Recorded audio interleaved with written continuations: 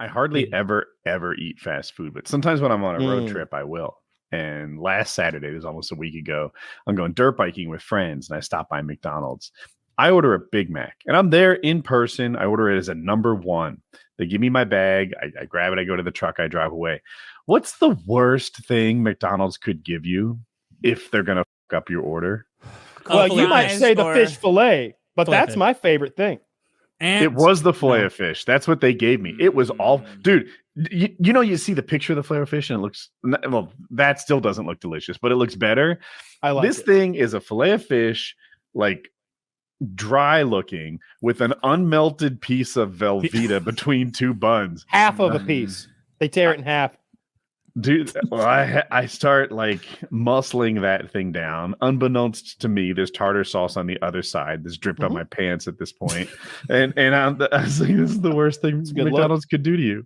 It is the worst. You're like, oh, at least I'm getting a burger. Nope, you're getting the worst thing. It's like, it's such a fuck you. Fillet of fish, disgusting. They make that for Catholics.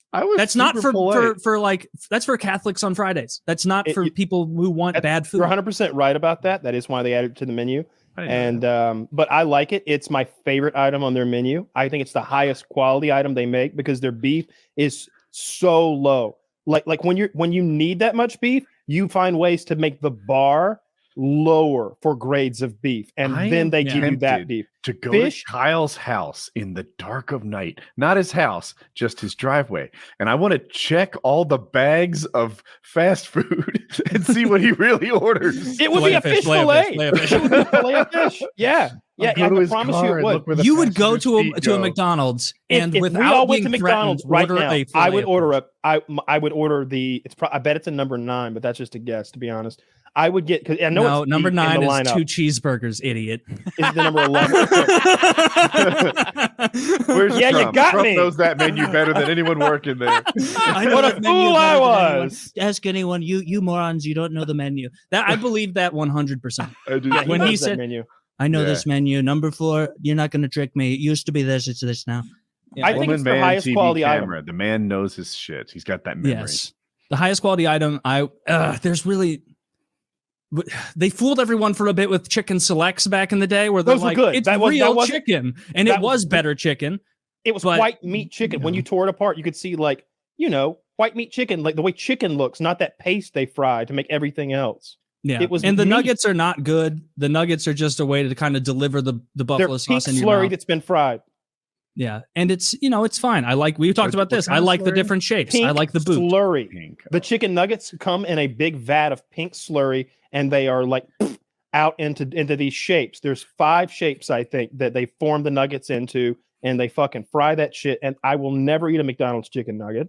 The fries there are kind of top of the line for fast food, but the beef there, I remember when they were going off on their beef because it's like from Australia, and they were talking about how many sawdust. And something about in Australia they just grind up the sick cows too, or something. Like I remember it just being they found a cheaper way to get cheap meat. They went to Australia for their meat for a reason. You know what I mean? It's across it's in the fucking middle of the Pacific Ocean.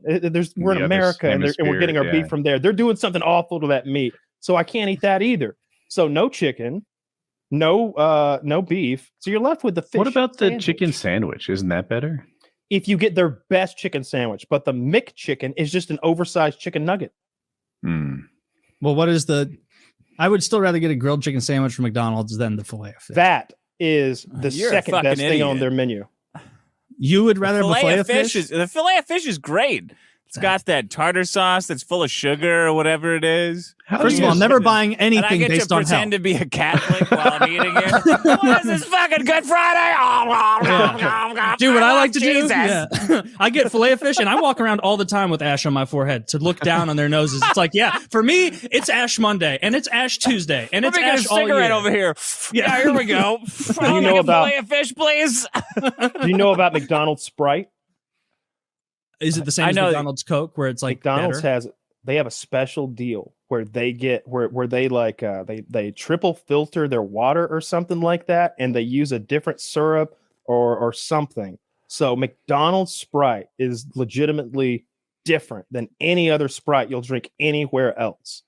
It is It's is like I have memories of it from childhood and thinking like, why doesn't Sprite taste like this anywhere else? It's because they're giving you some magical sugary drink I bet it's got twice the calories they claim it does. If you actually got some McDonald's Sprite and like tested the calories, it's like 80% sugar. It's so good. There's no soda better on like a super hot day than like ice cold Sprite. It's fucking great. I agree. Every once in a while, I love it. Of the mainstream sodas we've covered before, Yeah. the IBC, the black cherry, the root beer, the vanilla cream, all those are just Of the boilerplate, Sprite is in it, but you're right. You get into like those fancy aisles with the boutique root beers. That's the true best stuff. Are you a soda guy at a Fagala? What? Is that the Juggalo soda? Yeah, it is. Oh, Fago? Fago? What is it? I haven't had it. I haven't had it either. Is it good? I've had it. It's like white trash Fanta. Surprise. Fanta isn't up to snuff. When you can't afford, it's for when you can't afford. Whoa! Look at this guy with his Fanta money. Is Fanta cheaper?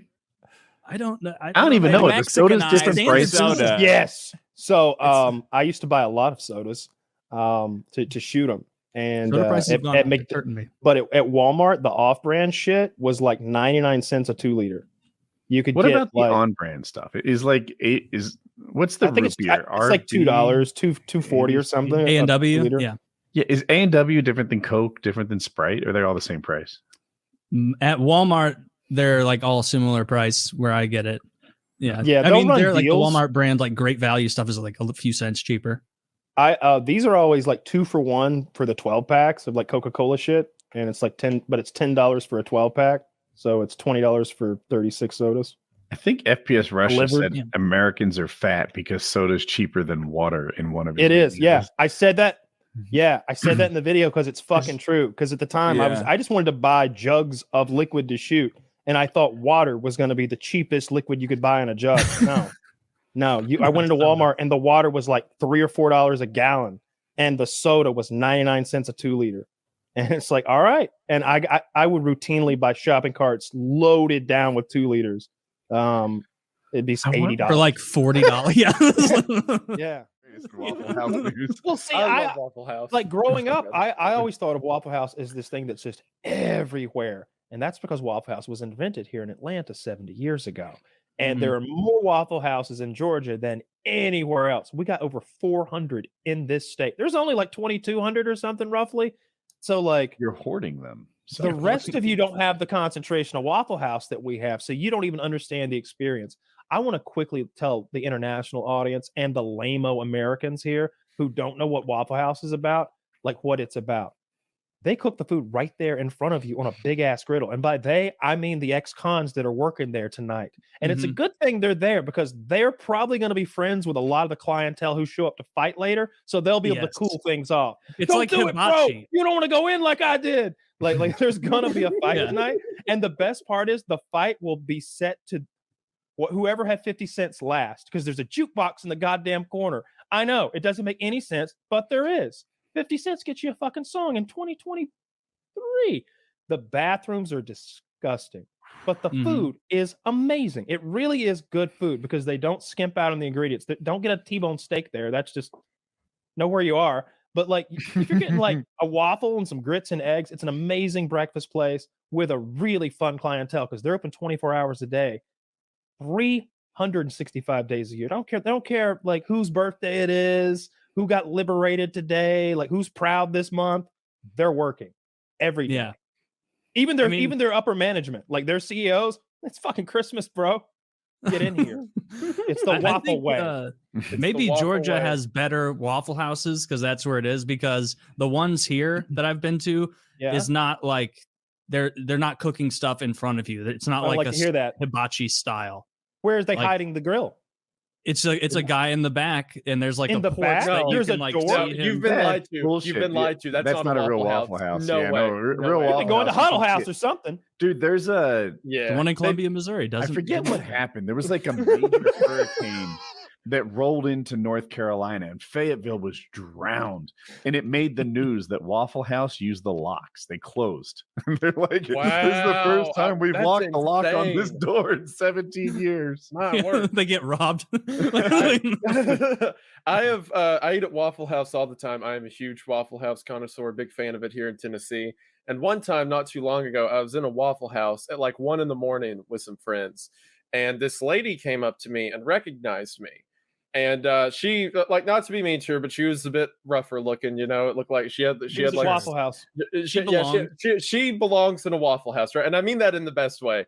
But she like took a picture with me and everything, and it was kind of quiet in there. So like all the workers saw like this girl taking a picture with me. So when I go up to pay the bill, the girl who's checking me out, she goes, "So that was Donna that you was with. How does Donna know you?" And I'm like, "Oh, well, I'm a YouTuber. I make videos." She said, "Oh, okay. We thought you was her parole officer." Getting a photo with her parole officer. Man, I want to remember this time in my life forever. This is good evidence that I was here at 1:15 a.m. on Tuesday. That's hilarious. Yeah, you've made it. Getting recognized at Waffle House That really I assume is the move, 2:15 in the morning. Like that's the point where you're like, so this is fame. This is what it's about. Do you think Did she at least comp you? Getting mistaken for a parole officer in a Waffle House, what I always dreamed of. Yeah, yeah. Finally, That means that you That looked was- respectable. Oh, for sure. Yeah. Or maybe they thought you were like undercover as like a sneaky parole officer trying to catch Yeah. you doing the dirt up there at Waffle House. It was honestly probably just because I was wearing a collared shirt, and they were like, "Whoa, That'll do it, sir." Oh, la-di-da! If it's not Becky, Sunday clean after the vomit church, off of Mister. What was your name, sir? Oh, well, I Wendigoon's need to. chair. I didn't realize we were serving the president of these United States here tonight. Wow, health pants and inspector's here, shoes, quick. Steve. It's usually, I have gone in there. and Wow, it's like someone's 30. not even fall down drunk. I've gone in before, and the tables had like someone else's like food like all over it, and but I just stood by the table until she came. I was like, you got to clean this. I was like, what? I was like, the fucking table, the whole fucking thing. Like there's the like other guy's meal. there's like a dead straw wrapper there. Like I could tell he had hash browns and he likes ketchup on them. Like, come on, like what the fuck are you doing to me? But most of the time it's okay. I'll tell you where my fond memories come from. It's from hunting, and being up really early. And like if you wanted like any time that we would get up at night to do like some nighttime farmer shit, it was Waffle House, and it was just I've got a lot of like good memories there where there weren't, I don't know, people fighting, which happens there a lot. It was just like, I don't know, me and my dad and like a waitress at like 4 a.m. or something like there, sitting there having coffee. I didn't know that Kyle worked at McDonald's for a week. So you have as much McDonald's experience as I had. No, you had more McDonald's experience than I had Ben and Jerry's experience. Oh yeah, like in that week, I did a lot. Like if I walked in, like I did everything there is to do at a McDonald's. I never took I take that back. I never took the orders or handled cash, but all the behind the scenes stuff. So I made nuggets, I made burgers, like I cooked them. I assembled sandwiches on the line, and boxed them and slid them on down and everything. Made apple pies, made all the things that you cook. I did at one time or another. It was a terrible job. Yeah, it was a terrible job. Very dirty back there. I can remember taking the trash out and having like this gross slime on my hands and telling my manager I needed to wash my hands, but him being like, "No, you got to get on the line," and just being like, "But my hands," him like, "The line," and I just made burgers with the most filthy hands imaginable because he told me to. It was garbage slime, when that water smells really bad and it just probably got salmonella in it. I know a lot of people. I've met people in my life that owning a restaurant is their dream job, right? They know it's long hours, they know it's hard, but the restaurant is the peak of what they wish they could do. Not me, man. I used to work at a little grill, and the garbage was the worst part of it. I was low man on the totem pole, and I would have to handle that. And I wasn't very strong, so handling the garbage was like the peak of what I could do physically. And it was just such a freaking nightmare. And there's nothing grosser than restaurant garbage for me. I mean, it's just so bad. Does any other organization produce worse garbage? Nursing home. Okay. All right, well, checkmate. It's just a matter of being better packaged. Every once in a while, there's a person in there. we had a big issue. Like the garbage is always leaky and stuff, and we had to like transport the whole can to the dumpster because if you were to grab the bag and carry that to the dumpster, it would leak across the boardwalk, and that you don't want a wheelbarrow. A wheelbarrow. Full of McDonald's garbage.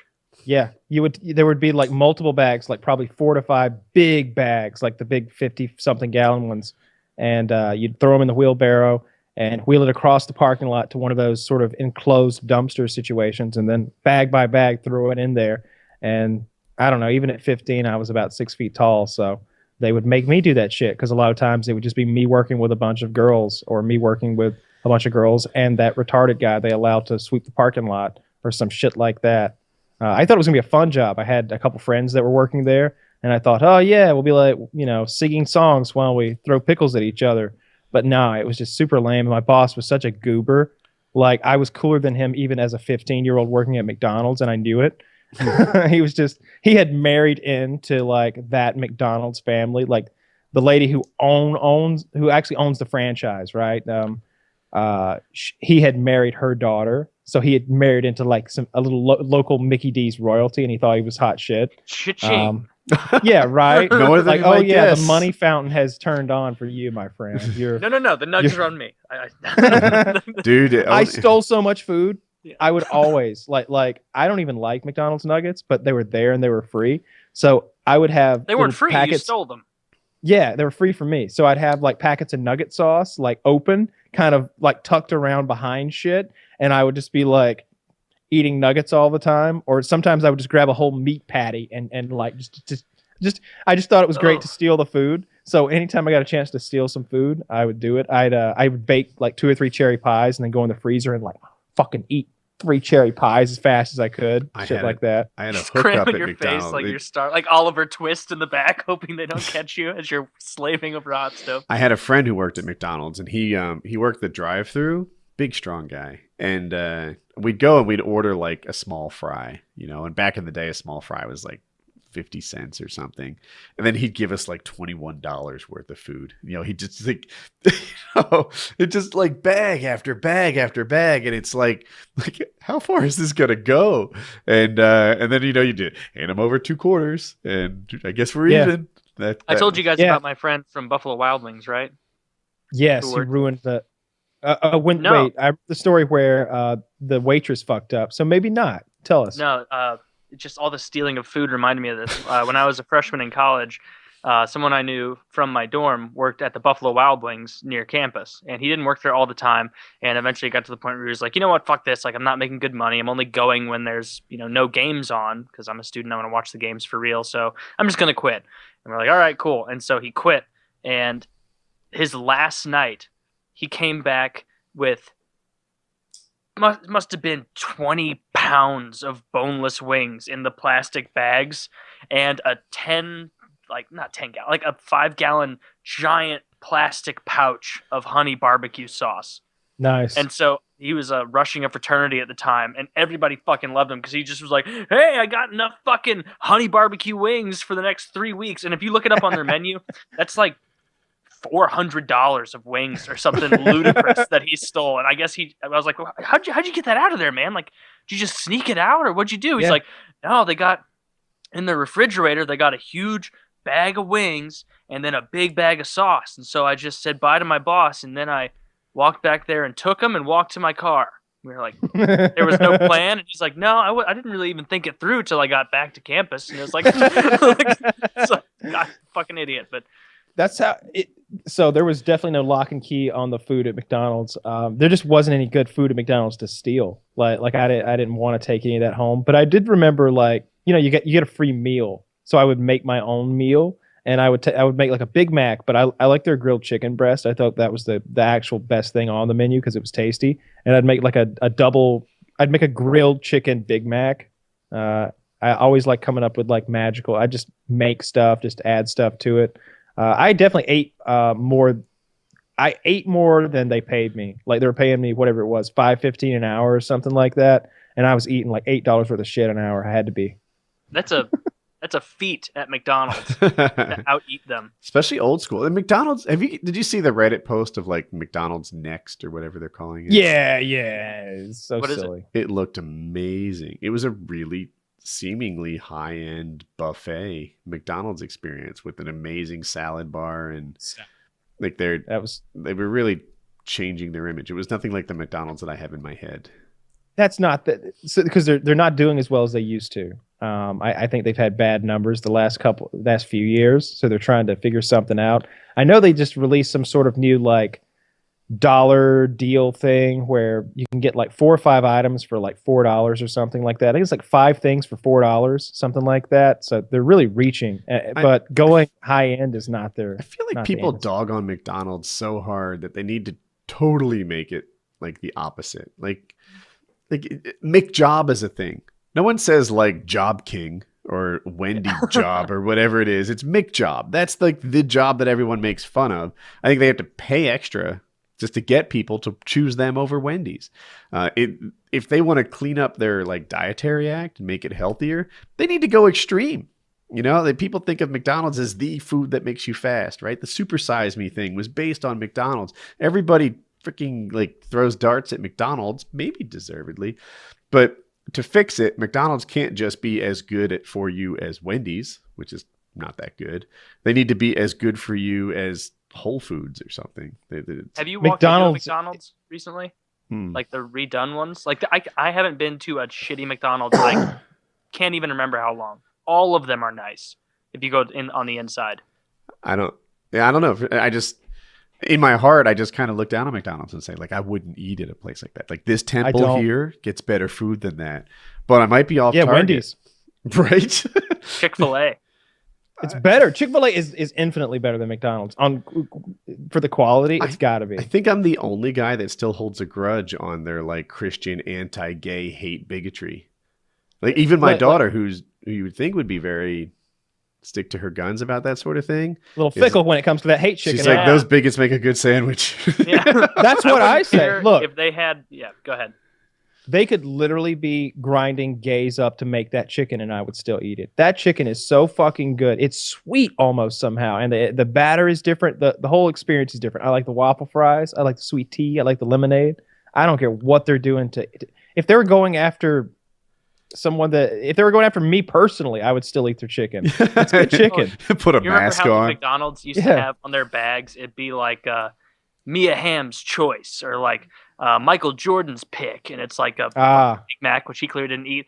Chick-fil-A could have like the Grand Wizard's selection, and it's like a TK thing with his nuggets. Like I'd still eat it. It's great, and they're so nice to you there compared to every other fast food place. Like, they don't even say, you're welcome. They say, my pleasure. Dude, at the ones near me. Chick-fil-A franchises are cheap. Like, as much as I hate the idea of owning a restaurant, I was like, maybe. Because you can get a Chick-fil-A franchise for like $400,000. They'll give you a Chipotle franchise. They'll pay you $500 just to open one at this point. So yeah, Chick-fil-A, like McDonald's, or I'm sorry, a good Wendy's location will be like $3 million. I looked into this recently, and a Chick-fil-A will be like $250,000 to $400,000. It's like, what is the scoop with this? And they're way more profitable than a Wendy's. Always packed. But like they kind of select you. They make sure that you're a good Christian before you can open a Chick-fil-A. You have to like work your way up to owner at Chick-fil-A. Like Wendy's, they'll sell me a fucking franchise. You know, I'll be like, I don't know anything about owning a restaurant. No problem. You know, we'll send you to Wendy's Academy. At Chick-fil-A, like you need to have worked the register for a while and be selected. They need to get to know you. It's a different culture. If I were going to open a franchise, it would be Cookout. I've said this before, but every time I go to it, the place is just called Cookout. They've got a really massive menu. They do everything from hot dogs and hamburgers to they got like 50 different milkshakes and I don't know, quesadillas and just a little bit of everything. Kind of like a Jack in the Box type place, but it's better. It's much better. And I've seen, kind of. But every time I've seen them open up, I saw one open up in Anderson, South Carolina, and I saw one open up in East Atlanta. And the lines for the first couple of months are so outrageous that it causes traffic problems. Like The one in East Atlanta, you didn't even use the standard ordering technique. They used cones to make a giant line that just went to around the borders of the parking lot. And when you first got it in the back of the line, if you're the last person, a guy comes to your car and hands you a paper menu, and you've got like 5 minutes to look over this menu before you get to the point in line, and you're in your car still, of course, where you get in point in line where someone says, "Okay, what would you like?" And they write it down on a piece of paper and give it to you. And when you finally get to the speaker, you don't order. You hand it to another guy, and he says it into the speaker. And then you wait some more. And it's absurd, this line. And it literally, I'm not exaggerating, 3 a.m, it's still like that. And I'm just thinking, like, they're bringing in so much cash selling these hot dogs and hamburgers to these people. It's ridiculous. And it was true in both cases. And it is good food. I haven't even I heard get of one it. of those. Yeah. I think they're small. I've only seen maybe 3 or 4 ever. I'd probably open a Steak and Shake, but I would break the mold with Steak and Shake and not hire any ex-felons. No ex-felon. Have you ever been to a Steak and Shake? This isn't a joke. Like, I've never been to a Steak and Shake and felt comfortable. Like, I've never walked in and it's a 50s style diner, and you walk in and sit down, and like, you'll just look over, and the line cook will be giving you like a surly look. It's like, I didn't do anything to you, man. Like, I'm just trying to get, and now I don't feel comfortable ordering. If you ask for one thing, like a special order, like, oh, I want the ketchup and onion, slider, but just, throw some mustard on there too, or like, to get rid of the onion. They'll just, ugh. I had a waitress give me an audible groan once when I asked for extra Frisco sauce on my Frisco melt. Yeah, Frisco melt, extra Frisco sauce, because your fucking location always fucking rips me off with the Frisco sauce.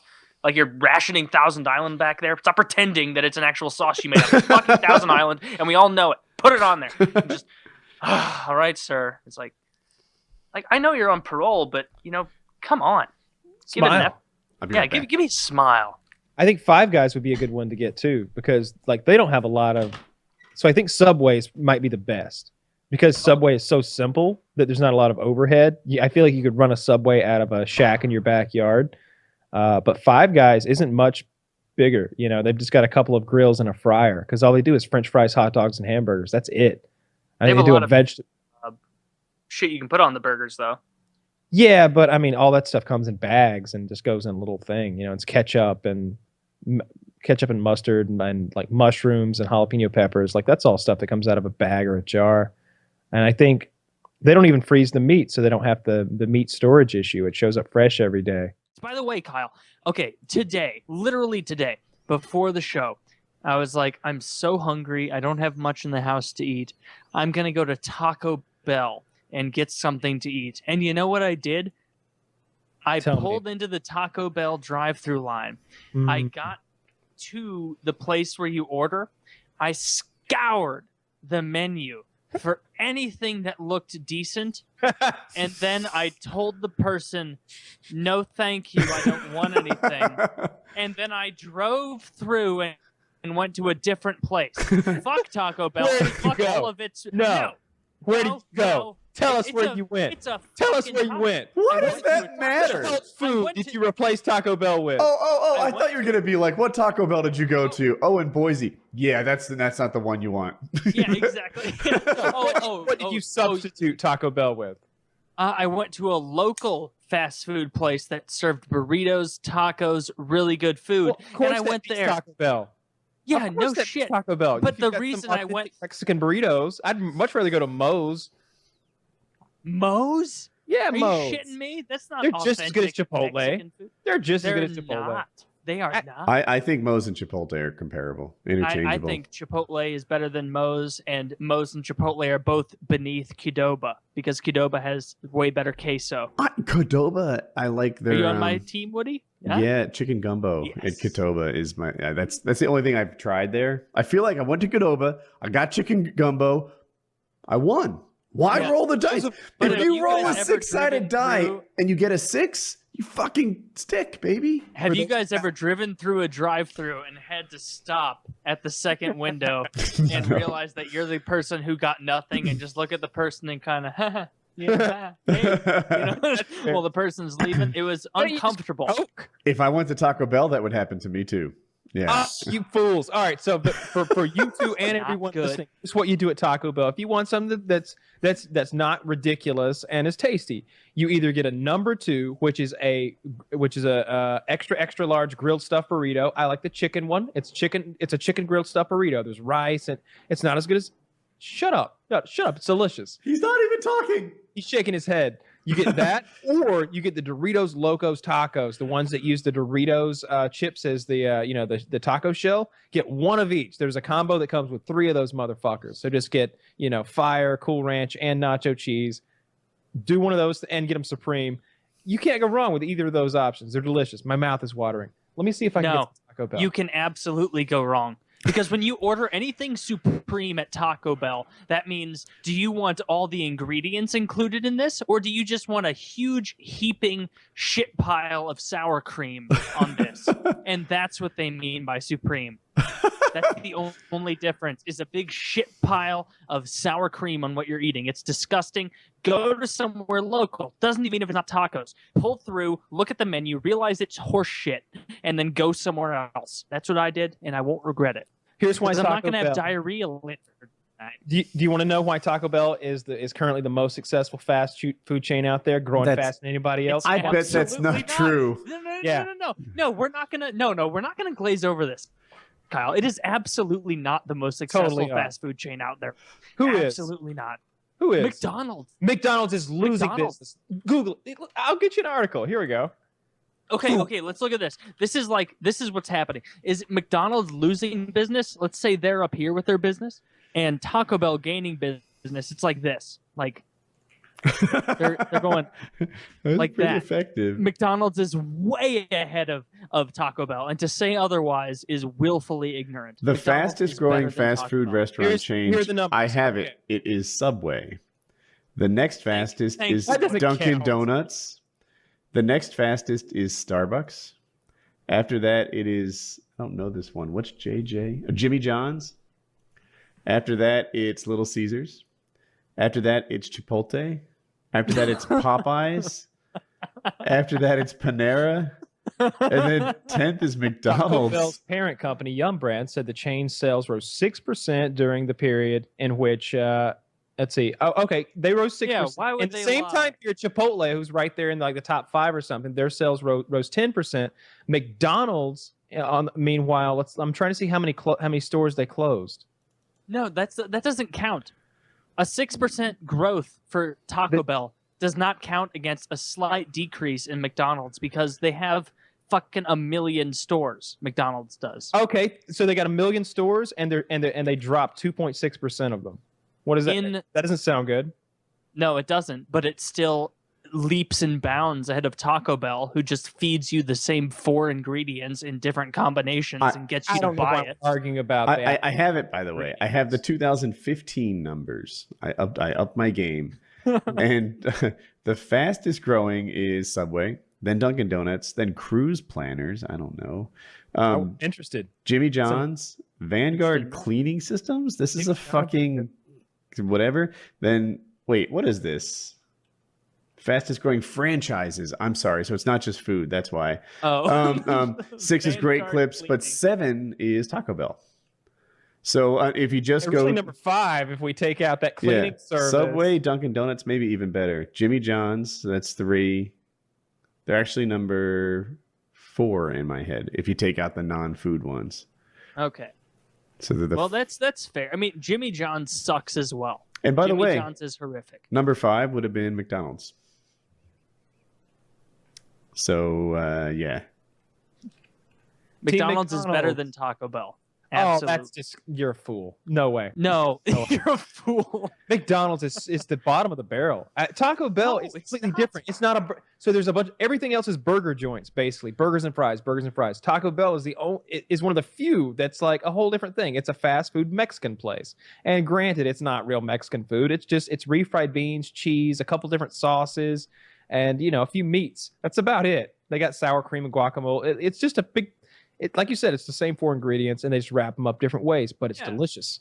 Big pile of diarrhea, and it's not up to. I just don't like products where people just masturbate over it like it's the best thing ever. Like, oh my god, Taco Bell. Oh my god, Sriracha. Oh my god, the Whopper. Or The people reason don't even do like the Taco Whopper's Bell is pretty good. because they're trendy and because they've got a social media presence and they seem to appeal to the sort of a Stoners. stoner lifestyle with like their Dorito tacos, and they do all kind of 420 stuff. If anyone from Taco Bell is listening to this, or if anyone can reach out to Taco Bell, I have a new menu item I'd like to put forward. It's called the Potatoes Bel Grande. Okay, it's like the Nachos Bel Grande, but instead, I want you to take those potatoes from the cheesy Fiesta potatoes, and I want you to incorporate those and take all the nacho chips out of the Nachos Bel Grande, replace them with a pile of those potatoes, and put all that other stuff on top: the refried beans, the sour cream, the chopped green onion. I the like that tomatoes. Kyle followed the Taco Bell model of never introducing a new ingredient. Exactly. It's like we will take the 6 things we use and all and Look, everything. That's why it's so That cheap. thing All I that need you showed us last week, Kyle, that was disgusting. That was gross. Those the weren't Mexican pizza. potatoes. That's what that was. The thing I was just eating. No, the thing you were eating before the show, just that big pile of nonsense with a bunch of fake cheese drizzled on Oh, it, that's like real all those potato. It is absolutely not real cheese. It's cheesy. It's yellow. It's cheesy. I don't All care. right, well, What's that's in that good shit? enough for you. I didn't even care when they told me that it wasn't even like enough percentage real beef to be considered real beef in certain places. I don't care because it tastes good. That meat Yeah. plus whatever else they add in is good. I don't care that it's not 100% meat. It's never 100% meat. There's mixins and spices and Little A stuff lot of little places, booty a in lot of there, a little places, toenail. It's 100% meat. A lot of places have 100% meat. Taco Bell is serving retired circus animals and sawdust. true. It's You know how- horrific. that's absolutely not even. There goes our sponsorship. No, I maybe I could get a Taco Bell. Dude, Taco sponsorship. Bell And Potatoes Bel Grande. I'm gonna get them next time I go to Taco Bell. I'm just gonna talk them through it. I'm gonna be like, look, those potatoes there, and then I'm gonna tell them how to make a potatoes Bel Grande, and I'll take a picture of it. Taco Bell should okay, sponsor that's us because fine. I swear to God, if they did, all of us would be like, all 3 of us. This is good. I Yeah, fucking Taco love Bell. Taco Bell. Yeah. Change All right, me and send Woody's mind. Change our mind. We'll That is Spout accomplished your with cash, glories. by the way. Yes, exactly. Yeah. I'm sending my girl. She's like, what do you want? She's like, I said potatoes Bel Grande. She knows She's what they there are. right now. I've described them to her before. Yeah, she's here. Do you think she'll She's in make the it belly of happen? the beast. She's going. Yeah, I'm getting. She's Taco at Bell. the house right now, but she's going to Taco Bell shortly. I Yeah. thought you meant she was already there. What are you ordering tonight? Like, Well, what I is your? potatoes Bel Grande, but I'm just gonna. I don't know. I usually like make a short list. It's similar to what you saw me with the other day. I pick one of like I don't know a dozen menu items that I like. First of all, I don't go off the dollar menu there because like the dollar menu at every restaurant, it is a lower grade of food. And I know you guys keep talking about how low grade Taco Bell food is already, so you can't even imagine. All right, the meat that they use in the $1 grillers is substandard by my standards. It's just like if you get the McChicken Mhm. sandwich at McDonald's versus the chicken the better chicken sandwich, the one with bacon and shit on it. It's lower grade meat. Yeah, it's It's piss something- poor. Yeah, it's not good at all.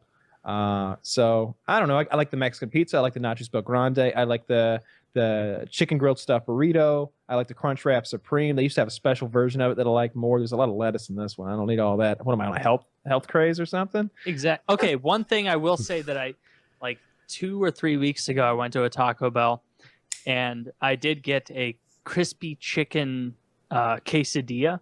Ah, that's I a new think menu it's item. like it's a quesadilla that has quasi fried chicken in it, kind of fried, more just crispy things put on the outside of didn't care raw chicken.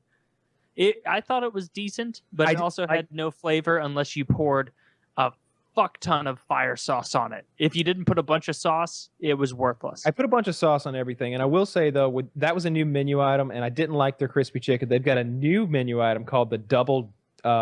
It's called a double quesadilla, so double dia. But it was Sounds- really funny because the lady at the drive-thru, she's black. She's literally been serving me my Taco Bell like as long as I can remember. When I was 25, I totally was buying Taco Bell from this chick, and we both know it.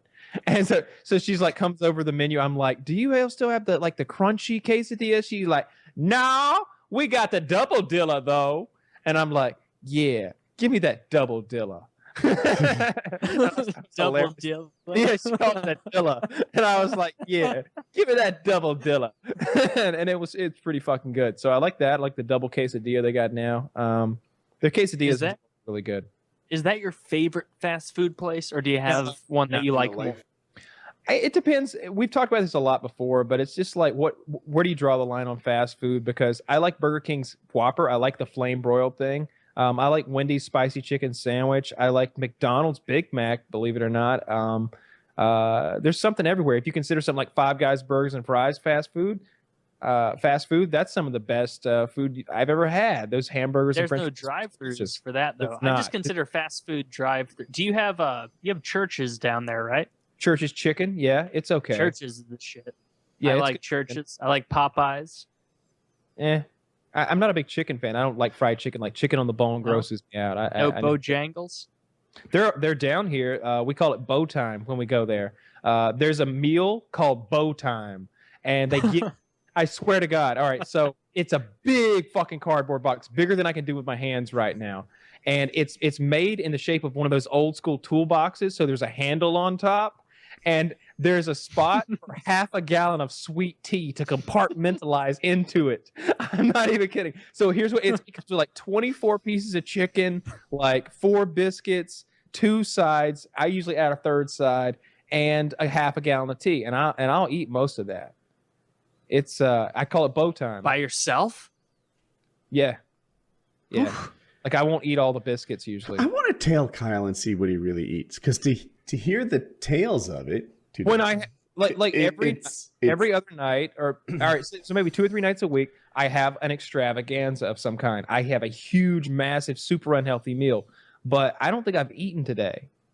That's the thing. That's the balance. He's an overwhelmingly healthy guy 95% of the time. And so when people see him go on these feasts, I don't know if starving myself healthy. No, you are a healthy guy. Look at yourself. You're thin, you're in good shape, you can run around, you're healthy.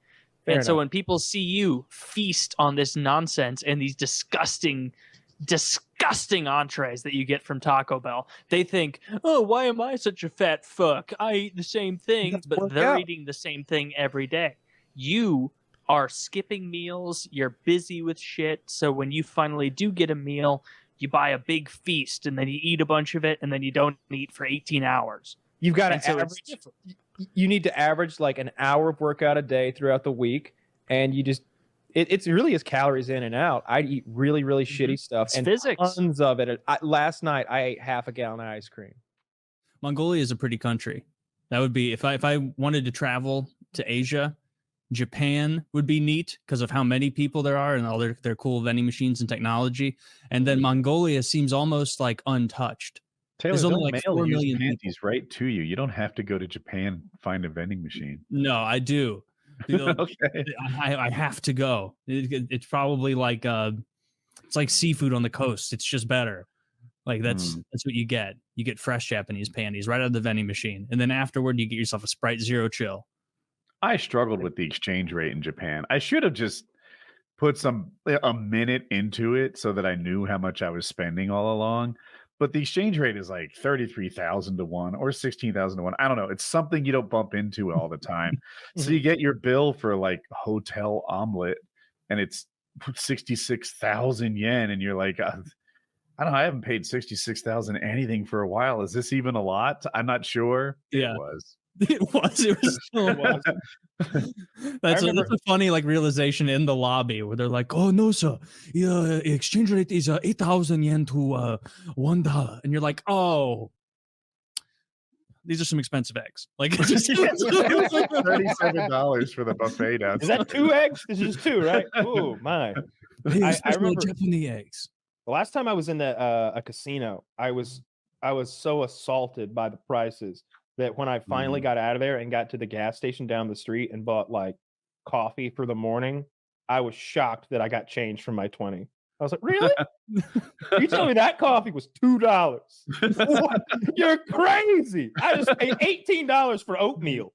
Like, you don't even know. You don't even know what they do to you up the street. Can you tell me, does Vegas do the opposite? Because I told they are that like lobster and steak dinners are $7. So no, I don't know. I anything know about drinks that. are free, So right? if you were on some sort of fucking like being taken care of the casino thing, maybe, but the buffet is like, and this is like years ago, like 8 years ago, the buffet was like $70 to $100, and it would, but it's like the best buffet ever. It's like all you can eat filet mignon and lobster, and then everything that goes with that. I love the buffets. Like you can go online and look up reviews for the best buffets in Vegas or the best, and there'll be a top 10 list of heavy hitters, and every one of them is amazing. And some being of them on are a cheaper cruise ship than is like. Mm. It unlimited food, good food, and you're like, what kind of vacation focuses on the meals? And then you do it, and you're like, now I get it. Yeah, that cruise ship food is top notch.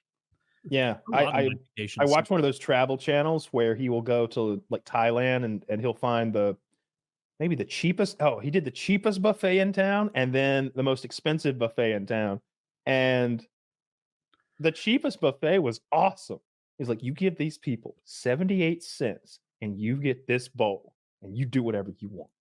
And it was like outside on a street corner, but it was just so much food for 79 cents or whatever it was. And then the other one that was like a couple $100 was 5-star dining, really fancy schmancy and cool too. Shit like that, if you don't speak the language or know the culture, is dangerous. Like I was getting smoothies in Mexico, and I'm like, oh, that fucking red one looks dope. We all know what red icy things taste like. It's delicious and filled with sugar, right? No, it's made with beets, and it's like good for you. It's awful. Oh. And I'm just getting surprised at Mexican food, some being great, some being terrible left and right. Yeah, dude, I was surprised that you wanted to go down to Mexico, out into the wilderness there. Like Mexico to me is one of those countries where you stay on the beaten path. Like when Taylor went to Jamaica, or when people go to Costa Rica or somewhere like that, it's like, yeah, we stay at the resort though. We don't go outside of it. It's it's an impoverished nation, right? I collect life experiences like that. One of my highlights from that whole trip, like, it wasn't the flying. I enjoyed my time with friends and stuff, but I was tired. I was hiking. It was about 8,000 feet altitude in this part of Mexico. And I had just gone like 3.5 hours through the woods with my wing and all this like shit on me. And I didn't have enough water. I was out of water at this point. And this dude pulls up with 3 passengers on his motorcycle. It was his wife, his son, and then his infant child. What the fuck? And he's like, you need a ride? And I'm like, I feel bad. Like, with your wife, son, and infant just like standing, and drag me. He's like, they can wait. So they all get off the bike and wait in the woods in a dirt road while he takes me to a place where I'll bump into like taxis and stuff. A more populated That guy area. never went back. Nope. Nope. He was kidnapping those people. Yeah, I tipped him. It wasn't like a tremendous. It was like $25 or something. That's fair. Damn, that's a year's salary, dude. 25. Like, I bet it fed his whole family that night. Like, I bet that's what they were hoping for. Oh yeah, that buys a lot of Taco Bell. What my wing packing team was telling me, this is the way to the taxi. I'm a little suspicious that they're right, but I don't have any phone signal, so it's the best information I have. I was hiking. You're just trying to figure it out. No phone signal. Little Oscar just kind of pointed in a direction. And you're like, Oscar, I need you to understand this. Me llamo es Mateo. Yes. Okay, so this is awesome. He stopped. He saw me walking. Look at that vein. Maybe you're right. Don't know what he said.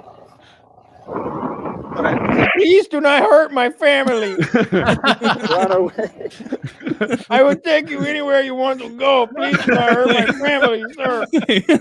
Woody, can you also please send the one of you in the back or in the truck? There's hay on my face. Okay, I've once again secured a ride.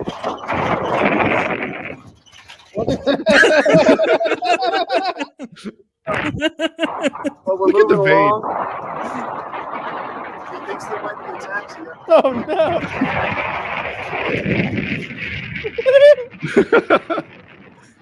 Flying. I really wish also in the truck were sad workers. Yeah. So the guy in the passenger seat spoke English, and the driver, who was the boss, did not. So I was talking to the passenger, and he's like, I think he was telling me to throw my gear in the back, or I don't understand. But I climb in the back, and he's like, okay, or that. And, Or that. I can get a That's what they eat, rotisserie right? chicken here for like $9 now, right? Do you guys ever get those? Do you ever go Yeah. into Rotisserie chicken? a store and buy nothing but a rotisserie chicken? I'll order like You feel like sometimes you're outsmarting the system, because I've said before that's a lost leader product. No one makes money on those. I get them And when you delivered. go in. Oh well, you're already paying through the nose probably. No, it's still a good deal. Like some every now and then it'll work out where they're giving some sort of like spend 20 and get $10 off, and it's like, wait, are you just giving me free food? It just, but the chickens are always the way to go. I'll take those and make soups and stuff like that. I love those rotisserie chickens. They're They're good. $6 at the grocery store right next to me though. Oh damn, yours are even cheaper. That's how you avoid that like shrinkflation of fast food places, is go and get lunch at like a Publix deli, and it'll be, you can get like 20 hot wings and a big gigantic fry for $8 or something like that. It's still cheap at the grocery Yeah. store. That is interesting that like that's what you see so many people concerned with that, of all things. Like they're not even talking, like their first example of inflation isn't like, hey, look at the stuff at the store. The stuff at the store is getting pretty fucking wild, especially in the meat section, which it is. They'll be like, this meal was $4.99 in 2017 at Taco Bell. Now it's $11.29. And it's like, okay, like I got a real good first tip. Don't eat at Taco Bell as like a regular occurrence. Like that's already like, fast food is like not cheaper than just buying stuff at the store. It used to be. It used to be. True, It used not to be. anymore. It used to be like, oh, one of the reasons poor people are fat is that poor people food is cheap but Mhm. fattening. Now, McDonald's is expensive. Yeah, now it's like McDonald's is so pricey. How about you just go buy some overpriced meat at the store? It's gonna get you more meals than just the one at McDonald's. It's like, the way no, I don't milk wanna be fat. The way milk is priced at my local store is so infuriating. So I think it was like you get like a pint of milk for like $1.60, and I was like, okay, that seems reasonable. But then you could get a half a gallon of milk for $3.20, and I was like, oh, so much more milk. That's four pints. But then you get a whole gallon for $3.80, and it's like, I don't want a whole gallon. It's gonna go bad, but I'm not leaving half a gallon for 60 more cents on the table. So yeah, I guess I'll take a gallon. But then if you want the fancy schmancy milk, if you want the grass-fed milk, then the half gallon that's got like the pretty cow on it that looks like the glass bottle. Yeah, they $14 a gallon. It's $14 a gallon. Oh yeah. Dude, the fancy man milk is so expensive. And That's a little much. The fancy man eggs, they are getting bold with the fancy man egg prices. Like if you want like the regular white jumbo eggs, it's like $2 or $3 for like a dozen of them, probably like 3 or so. If you want like the brown, like, hey, our selling point is that we don't actively poison chickens right beforehand. Like it's slightly healthier. It's like $7. I'm scared to ask what my milk costs. I'm gonna find I get the It's gonna be wild. Ask what my milk costs. The Nellies. I think the eggs are called Nellies. I think that's the brand. Those are brown cage-free eggs. But yeah, they're like $7 or $8 for a dozen. But when I saw that a half a gallon of milk, better. Half a gallon of milk was $7 or $7.50 or something, and I was like, this is scaring me. We buy the fanciest of fancy milk that comes in half-gallon glass jars and is delivered by a milkman to a cooler that they provided for us. She read it. I don't know. There's one guy. Oh, she types back. It costs what it costs. Yeah. If you told me it was $18 per half gallon, I love it. She replied back, honey, we can afford milk. Don't worry about the milk. You let me worry about milk. She's not writing back. Left me on red. She just left you on red. What if you're like see like a series of ellipses for like 5 minutes and then just disappear? There's no ellipses, no nothing. She's like, Let's guess. Well, I Taylor, called how our much do you think his accountant. milk- How much do you think Woody's fancy milk costs per gallon? I'm gonna guess it's $10 a gallon. I'll say No, it's got to be no. I'm saying 15. I'm saying 15. Okay, I'm saying It's coming 14. half. Okay, yeah, I'm bet it's $7.50 per half gallon glass jar or whatever the fuck. I want to I'll say let like you know the if she replies. overwise. I just heard Yeah. her let the dogs out. Like she's moved on to other things. Oh, she ran. She ran for it. She's looking at it like this fucking guy with his, with his Lot of damn questions grocery lately. carries. She's gonna be like, "How much is a Honda Goldwing?" She said $4.58. It's probably a half Oh. gallon. That's less than I expected. Is that by the ounce? Like, because yeah, Oberweis, which is like the glass one we have here, the half gallons are probably $9, like $8.99, $9, which is a lot. Like you better love milk if you're paying. Does it that come much. in the multiple flavors too? Because the Sprouts near me has like it's either Sprouts or Whole Foods has the glass half gallons of strawberry chocolate, vanilla milk, custard, and then milk. I bet they do have it. I rarely buy milk. Every time I remember and I do get milk like twice a year, I'm always like, oh man, I love milk. This is great. And then I forget about it again. And I go back to sparkling Fancy Man water.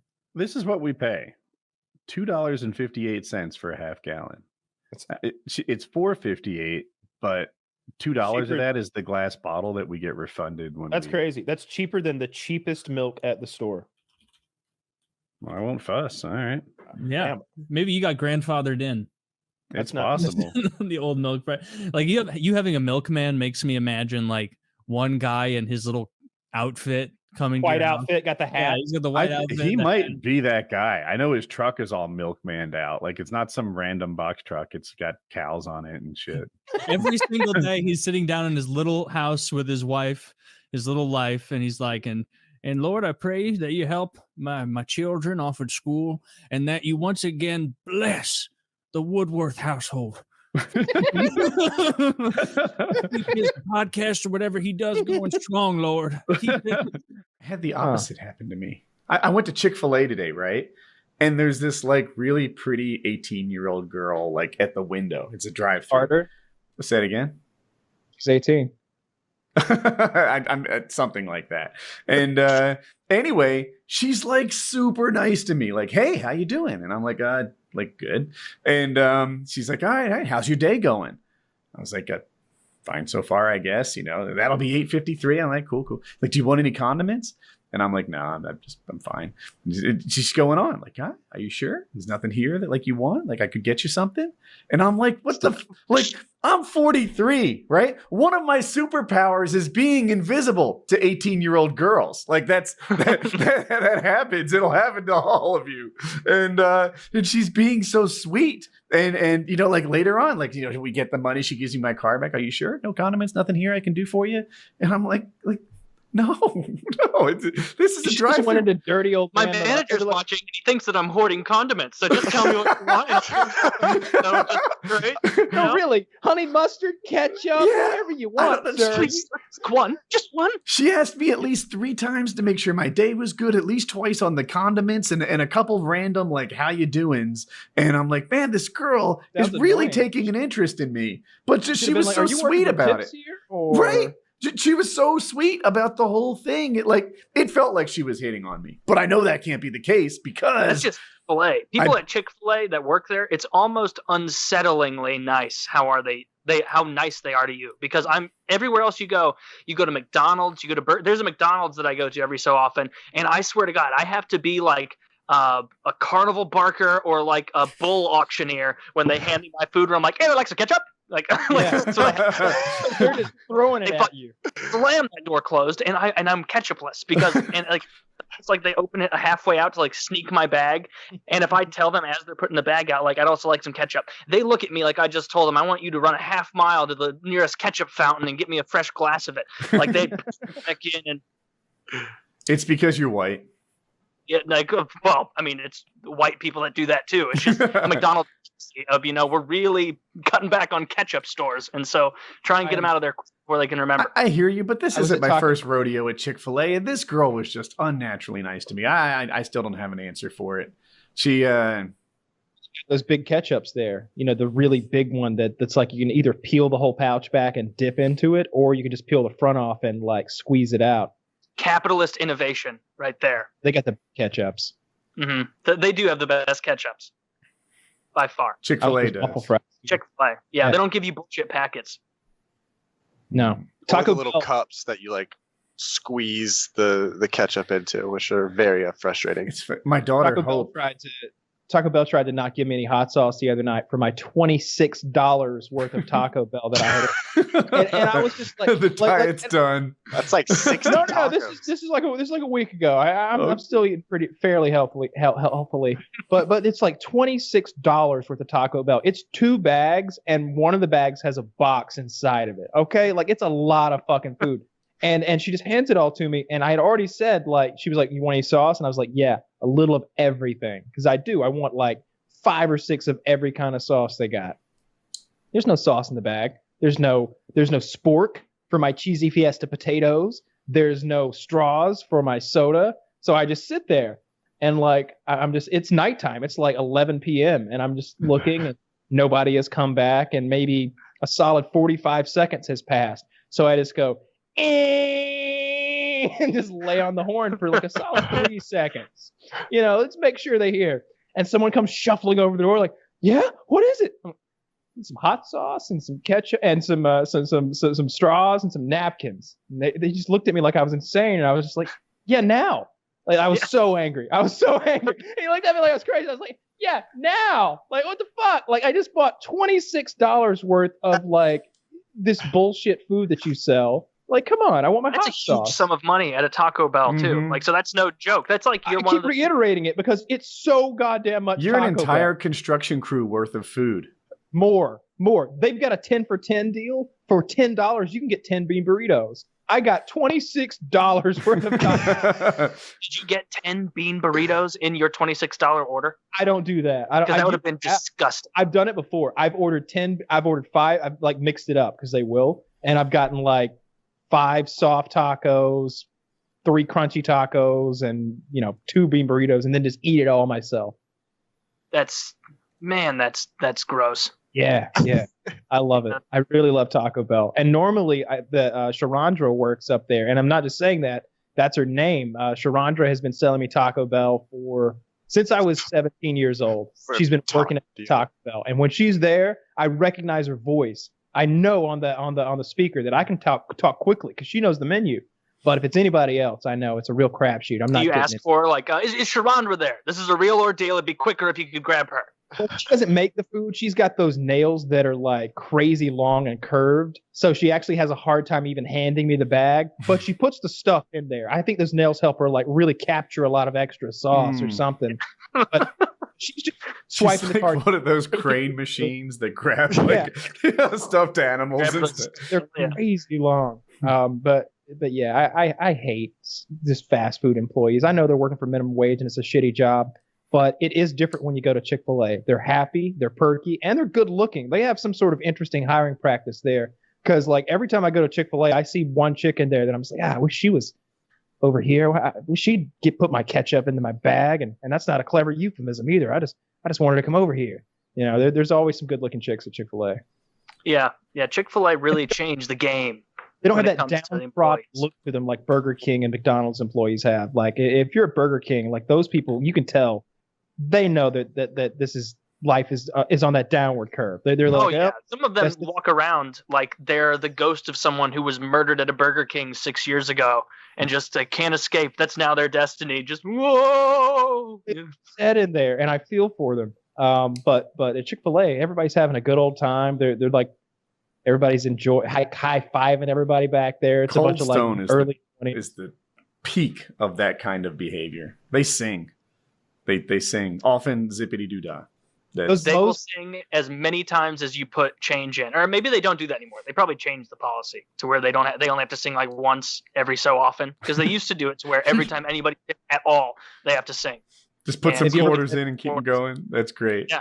I got microaggressed at a Moe's Burritos the other day. What they happened? she rolled the burrito. All right, look, first of all, rolling that burrito up, whether it's Chipotle or Moe's or Willie's or wherever, we're talking about the big burrito place where you look through the glass and tell them what you want on it. They're all the same.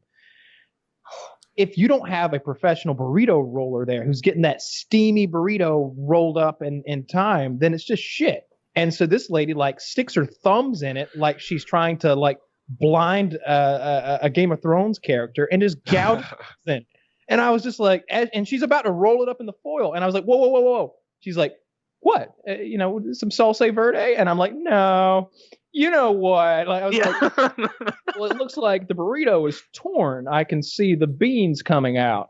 And she was like, oh, I didn't notice that. I was like, yeah, I'm going to want a new one. She's like, okay. So she goes and gets a new tortilla and flops it down. And she takes my old burrito and just flips it upside down on top of the new tortilla. And I was just like, no, that's not really a new one, is it? I was like, see, now all the ingredients are kind of homogenous and mixed together instead of creating that layer process that you're actually going for when you create the burrito. I didn't say all this at length, but I was basically like, I want a whole new burrito. I want you to start from scratch here. And there was a little bit of a meltdown, but finally they gave me my burrito. Was it one? Wait, did they? So they took the burrito and they like kind of just lifted it up like a tissue and like let the contents pour onto the new. No, she plopped it. She took this burrito. She unrolled my burrito. She unrolls my burrito, and it's just like a homogeneous mixture of chicken, black beans, rice, pico de gallo, sour cream cheese, and guacamole. Just like you mixed them together, and she just flops it upside down on top of a fresh burrito, flour burrito tortilla, and then that's supposed to be okay. That wasn't okay. Yeah, if that's a microaggression, I was microaggressed a couple of years ago at a Qdoba when they did the same thing, but they didn't even, because I've had it done before. It's happened to everyone at Chipotle, Qdoba, Moe's, whatever, where they fuck up your burrito and you're like, oh, can you just put it in a new fresh one? And they do exactly what you said. I've never minded it being a little bit mixed up. I don't care about that as long as it's a fresh tortilla that's not perforated or punctured. But what this person did, this girl, she must have been new because she punctured my burrito and she didn't have to be called on it. She immediately like went over, warmed up the next tortilla, grabbed it, brought it over. But she just placed the old burrito in the new burrito and then wrapped it on top. And it wasn't until I stopped her like, whoa, wait, that's two tortillas. That's two tortillas wrapped around my burrito. And she was like, That's yeah, not the other the one recipe. ripped. I'm like, I only want one. Like, no, I could you please do it so that I'm very polite to people in food service, so I would not be rude. I was like, if I remember correctly, like, please, I'd like it with only one tortilla, please. Otherwise, there's just too much bread. You know how it is. And she acted like it was, she put on the smiley face, but I could tell she was a little pissy about it. But that was definitely a microaggression. Should have said, I want a layer of melted cheese between the two tortillas. Then you're all good. See, that's how I like to get mine usually anyway, is I get the burrito wrapped in a quesadilla. That's... Yeah, it's a quesadilla. Tell them to kind of jerry-rig it into your food of choice right there. No, they do that. That's a thing. You ask if you're like, hey, make it a quesarito. They're like, oh, good choice, my friend. They know. They just take another, they take the tortilla out and put the cheese on it, and then they roll your burrito up in that. So you've got. You know what they're really doing is they're looking at the people behind you in line, going, another fucking asshole ordering up. Yeah. Oh, is that what you want, sir? You want me to make you 3 entrees and just make it a big amalgamation of all the same ingredients? Would you like me to do that? Okay, sir. Everyone, we're gonna wait. We got someone here who wants 3 things in one. I know, sir. You're probably ordering. You have to get back to work. That's fine. This gentleman right here wants a quesadilla. It's an $8 burrito. They can take their time and roll that fucker up. And, and of course I do the double meat trick where you don't tell them it's double meat until they've done the first scoop. So now they've set a level of scoop size. So you get double. Because you don't want 2 chicken. halves when you order double. No. They're skimpy with that chicken like it's on their dime, right? like he paid for all that chicken. Another trick is if you're in that line, if you're at a busy one, sometimes they just have the same person going back and forth making burritos and whatever the whole time. Sometimes they have 2 that like switch. Yeah. Always go with the biggest person, preferably male, that you can find. If you can let someone behind you go up front, if there's a small woman making it, then absolutely do that. Say, I'm still thinking. You go ahead. And then she is going to make that guy or that girl the weak little burrito where she's like, oh, that looks like enough chicken for me. That should be enough chicken for this adult man. And they dump it in there. No, you want someone who has a little bit of empathy when they're making your burrito. So they put that one scoop in and they go, would I be happy with that? I wouldn't be happy with that. And this gentleman right here is going to be happy with that. And we're going to keep this patron returning. So it gives it a little extra, a little third scoop. It's only like 6 or 7 cubes, but it's enough. Yeah. Anyway. New topic. I love. Well, I was I spent an hour on burritos and the different you places. trying to push us out this topic is microaggressing me pretty hard right now. Pizza Hut breadsticks are my biggest like. Like if I'm going to be gluttonous about something, like man, those Pizza Hut breadsticks they're covered in that seasoning. That Parmesan seasoning. I like that too. The same dough. Right.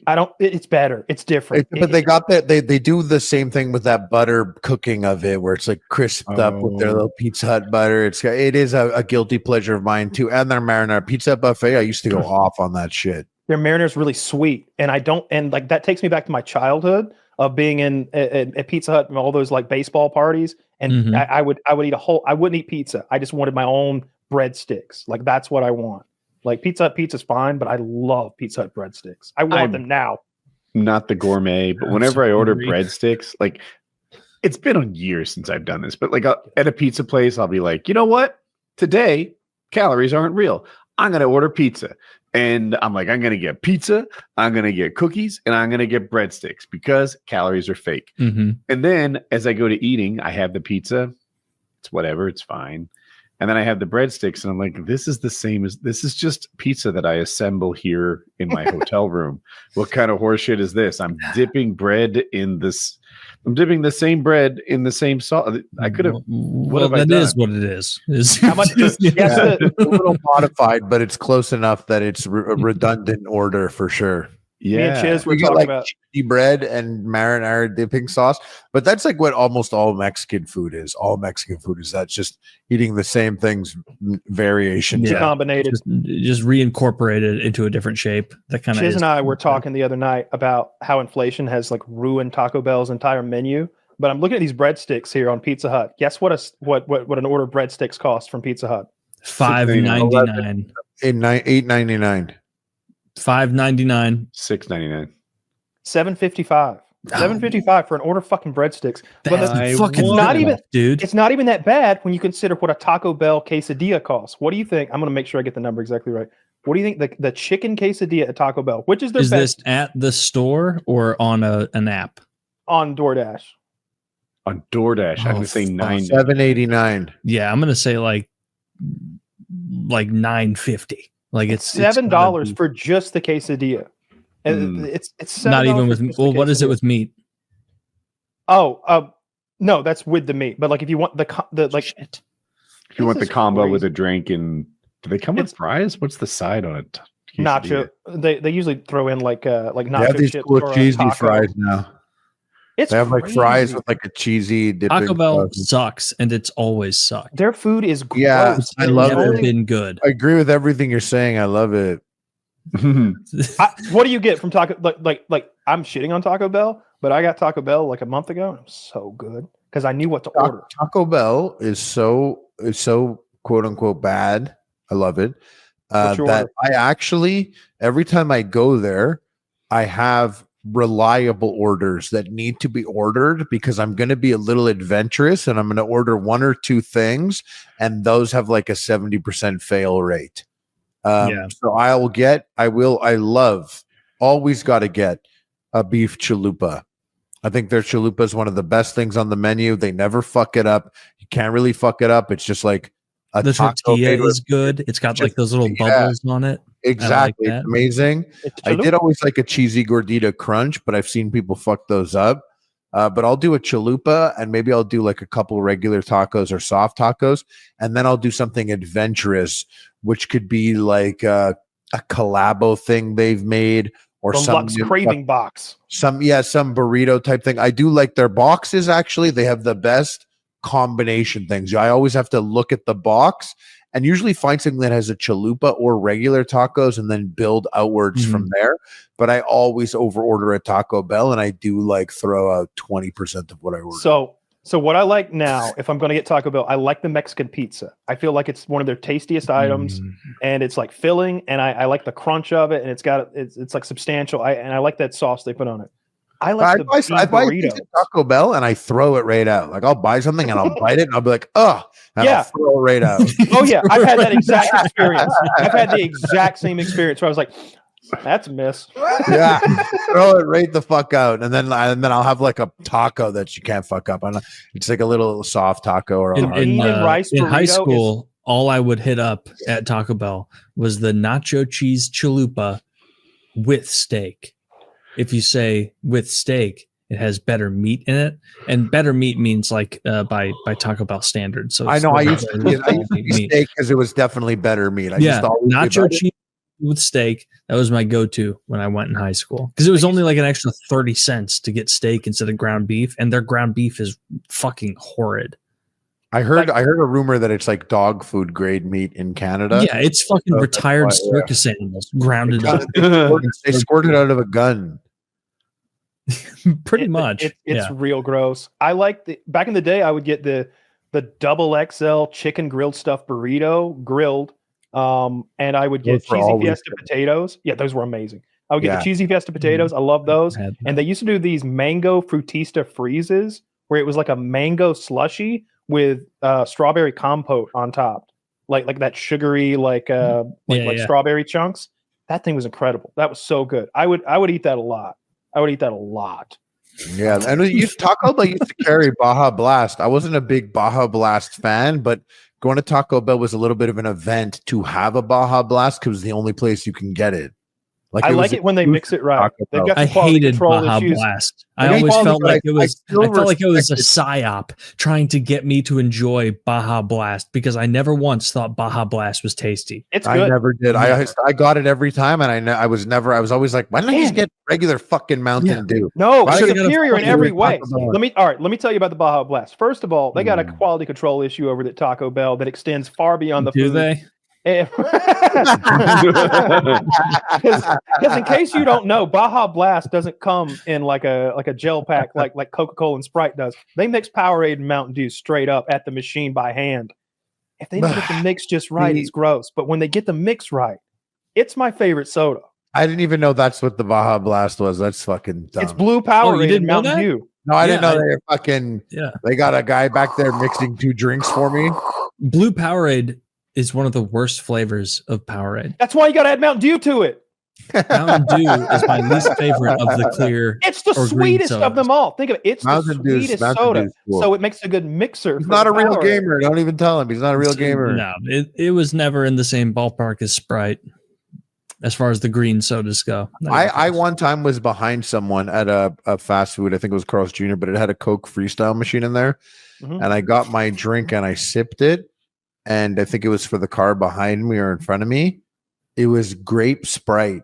And I was like, this is the dumbest fucking drink I've ever sipped. I never once thought about mixing these two. I fuck with Sprite heavy, and I also love grape soda. I could do grape soda, but this grape Sprite, you're doing Sprite tea. Crazy clash. Did you see the Sprite tea? Yeah, Sprite I got tea isn't Sprite.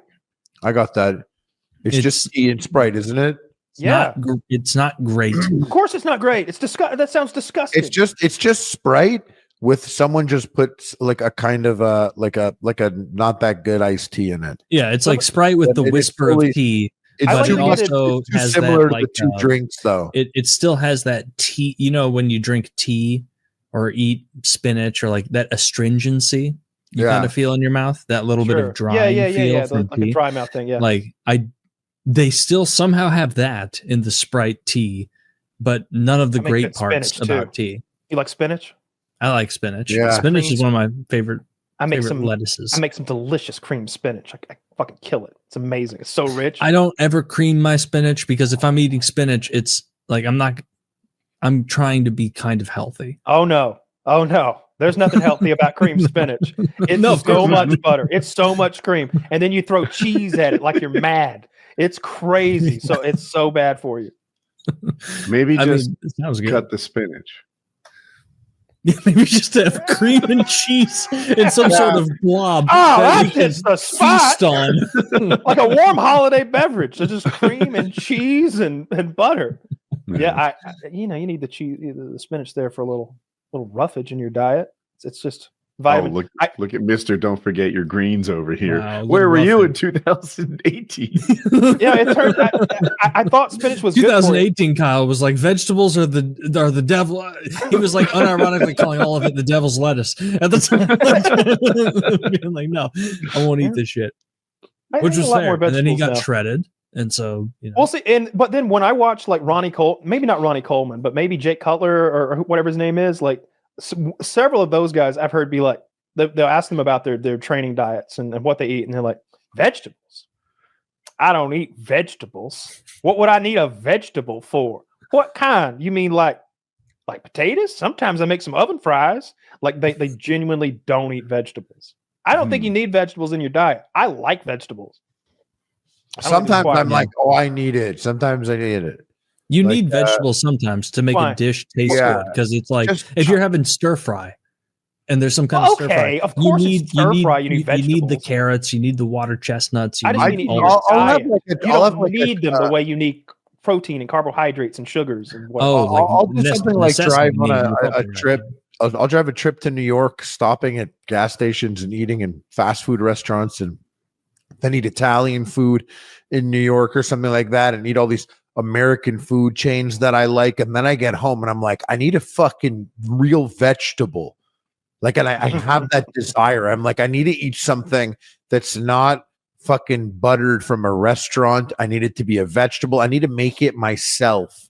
It's got to be nothing on it. I just need like vegetables. And I do get that desire sometimes. Like, I'm like, my body needs some real shit right now. You just need some asparagus. Just blooming onion. Ticking. Nice blooming onion. That'll tide you blooming over. onion. Fucking love a blooming onion. Or dude. those, you talked about making it recently, which is funny because broccolini is one of my favorite vegetables ever. Love you it. Saute a little broccoli on the stovetop with a little bit like of Chinese olive oil, broccoli. and you also, after you make it, squeeze a lemon. What did I say? This is exactly what I said. Chinese broccoli. Saute in the olive oil. You throw Taylor, 2 tablespoons of water, put the lid on, you steam it It's up. a good idea, and I'm so happy to have said it for the first time on this show. Good idea, Just like bro. this is just like when the shirt idea Good got brain. stolen from me. I'm not going to stand for any more of this. Wait, what idea?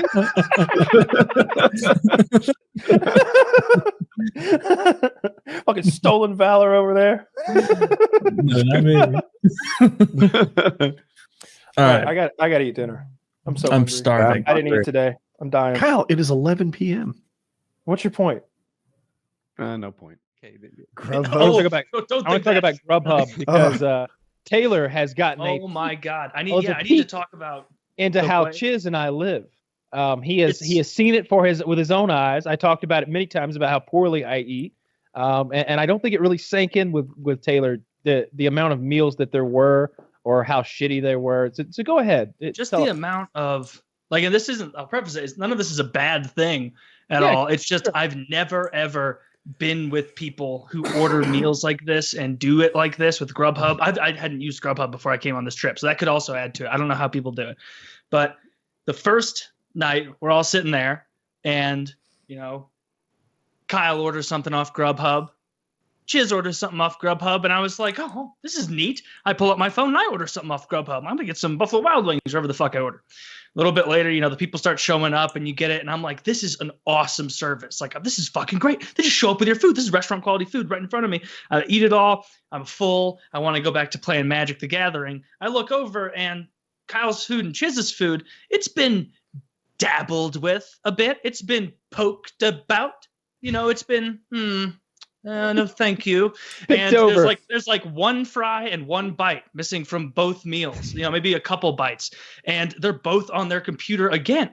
And I'm like, "What are you guys doing? Let's play Magic. We just ate. We were waiting to eat so we could play Magic." And you're like, "Oh no, I'm ordering dinner." And I was like, "We just ate. Did you not see? You have your plates sitting right next to you. All the food is here. We've eaten already." And you said, "No, this is second dinner." And I was like, okay, this is a little goofy. They're just being silly. It's vacation, second dinner, whatever. That food arrives. And before that food It's a Lord of the Rings arrived, things you wouldn't understand. before second dinner on the first night had arrived, both of them had decided that they needed an ice cream treat, I believe, and a coffee. And so there were 3 people driving around Denver, grabbing things for Chiz and Kyle, bringing them there. And then when Kyle gets food from Grubhub, I've been using the comparison of like he eats like Robert Baratheon, where he just sits back in his chair, food splayed out before him. Hand me a turkey leg. I grow weary of this turkey leg. He hurls it to the side, and then pot pie, and pecans. And you get it, and I won't even try that. Take it away. Sushi. This rice is disgusting. Order it again. It was that level of thing. I was sitting there, and then I feel almost guilted into it because Tyler Chiz would be like, "Hey, we're ordering third dinner." That's a term I've learned. We're ordering third dinner. Do you want to order anything? And I'm like, God, no. I'm not hungry at all. One of the nights, But you will be. I will be because, and then you guys, you handle it in the most hilarious little back and forth.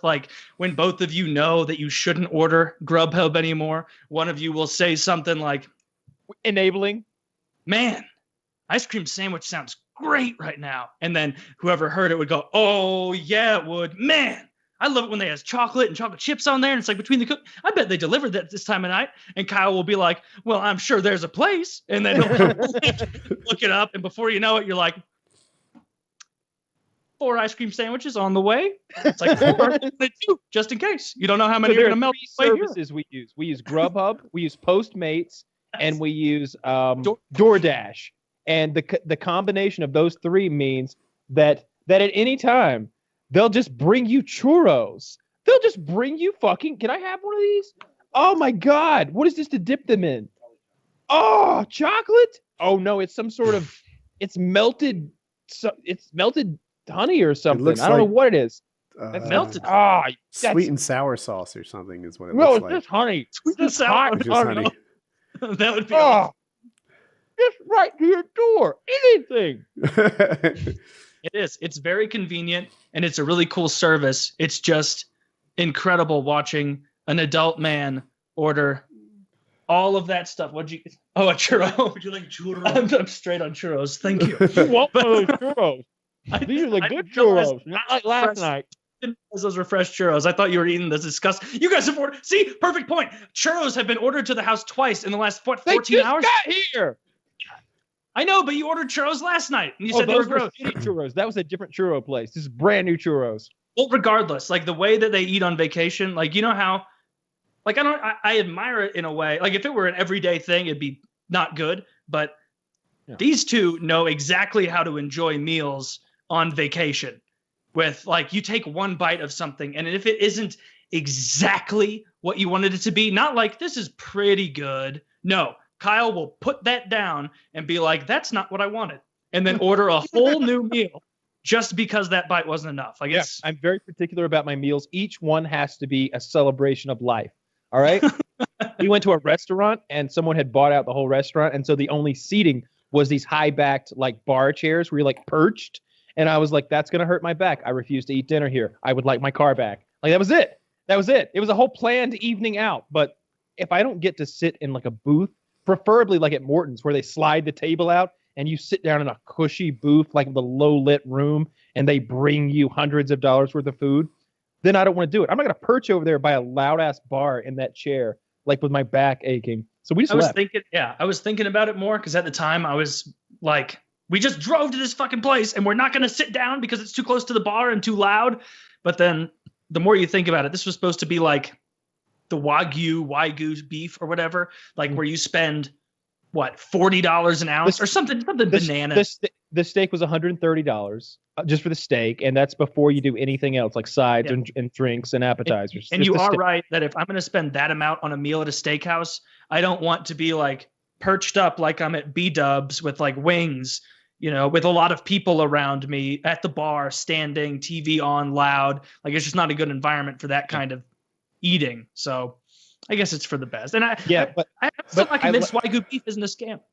Yeah, I'm not either. But yeah, the whole Grubhub, the food delivery game is incredible now. If you live in a metro area where you could take advantage of at least one of those things, Postmates, Grubhub, or DoorDash, I open all three and we scan from left to right all of the wonderful things that we can eat. They will deliver McDonald's right to your door, hot and fresh. Like they're fast. If you order McDonald's, some dude immediately gets notification. Get McDonald's. What is it called? Grubhub?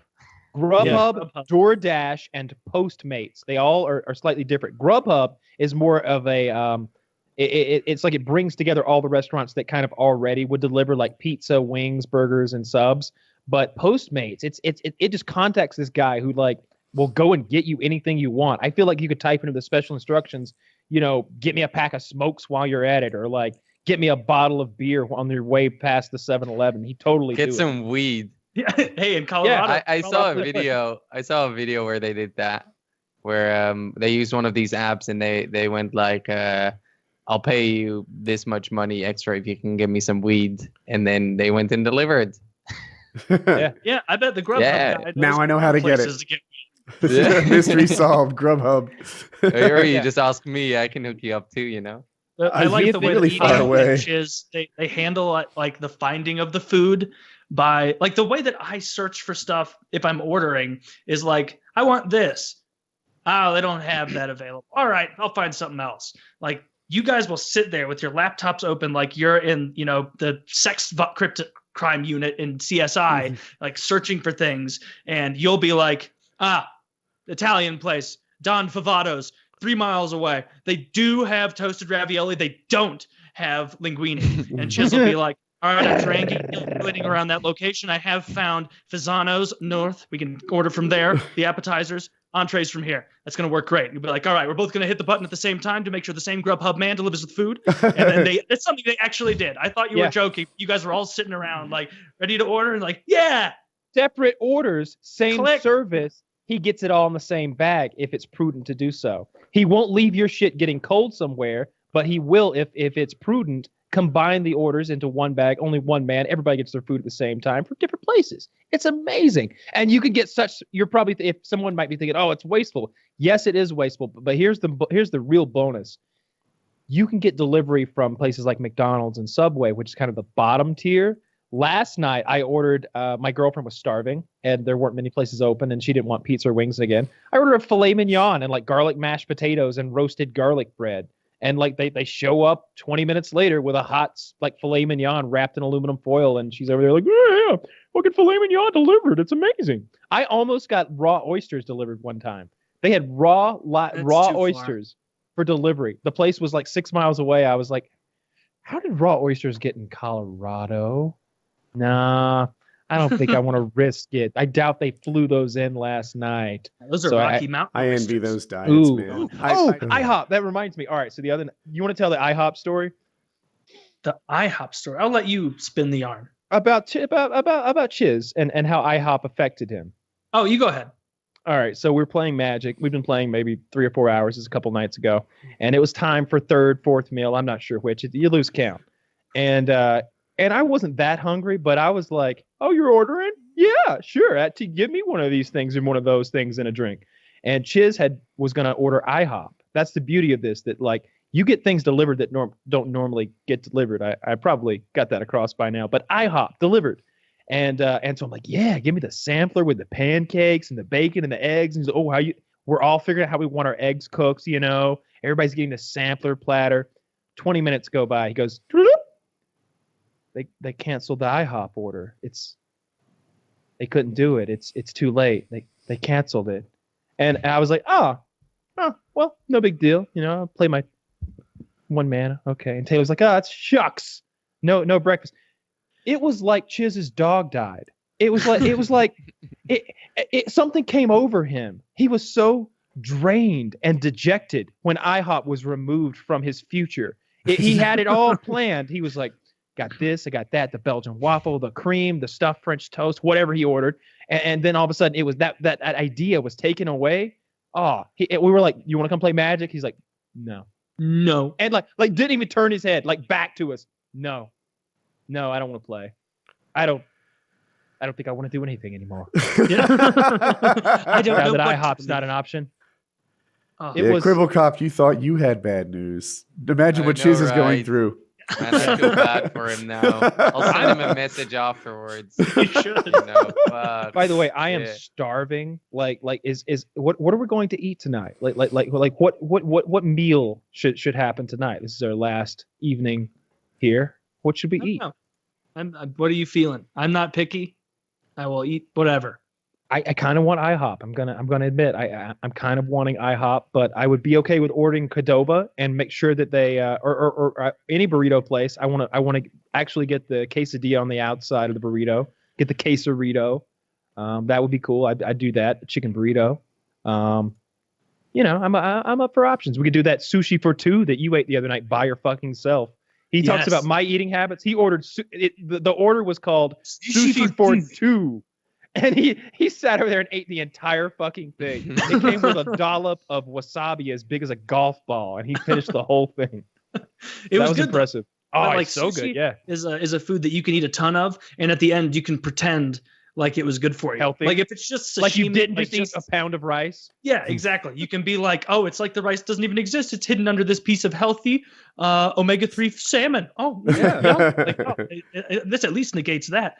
But yeah. Well, it that's is all kind of sushi healthy, though, right? It Like, is healthy. sushi's- But if you get the kind that's got rice in it, you're just eating a ton of carbs anyway. Yeah. Which is why you need sashimi, just the Sashimi. strips of meat. But I like the nigiri. I want the rice. I want to like dip it in a little soy sauce and a little wasabi on there. Nom nom nom nom nom nom. Well, then let's do that. Sushi sounds good. Sushi's always Sushi sounds does good. sound good. I think we should order 2 meals each though, and mix things up a little bit. I think we should order sushi and a second option. To My like- 2 meals will be sushi for 2. You know. Ooh, Guys, good call. make sure to order it all at the same time. Oh yeah. Ready, Can't do set, that, go. Yeah, ready, set, play. You know, is what we're doing. I love that horsey sauce. Like everybody shits on Arby's like it's dog food. Arby's is It is disgusting. dog food. Well, fuck you all, because I'll tell you what.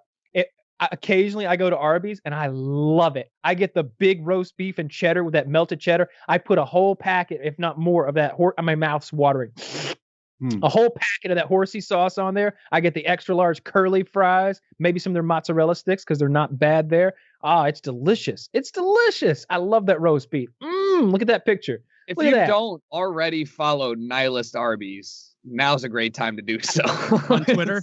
Yeah, it's just an account that tweets very like this Labor Day, remember to slave thankfully at a soulless task you hate for most of your life, only to die poor and forgotten. Enjoy Arby's. Sold me. You sold me on an Arby's sandwich for that nihilism. It's fucking delicious. It's fucking delicious. Better than Taco Bell. I'll take Taco Bell any day. I'll bet you will. Yeah. Yeah, I would take Taco Bell. over I'll take Arby's for that sure. 15% meat over 100% roast beef, microwaved esque, weird onion bun bullshit. I love the onion roll too. I'm a big fan. of that. They have great fries. Nobody can claim that Arby's has shit fries. That's for Great. sure. They're great. I love fast food. I know it's low grade food, but like if you pick and choose and get like the good stuff from each place, like there's You some got some good shit. I like fast food.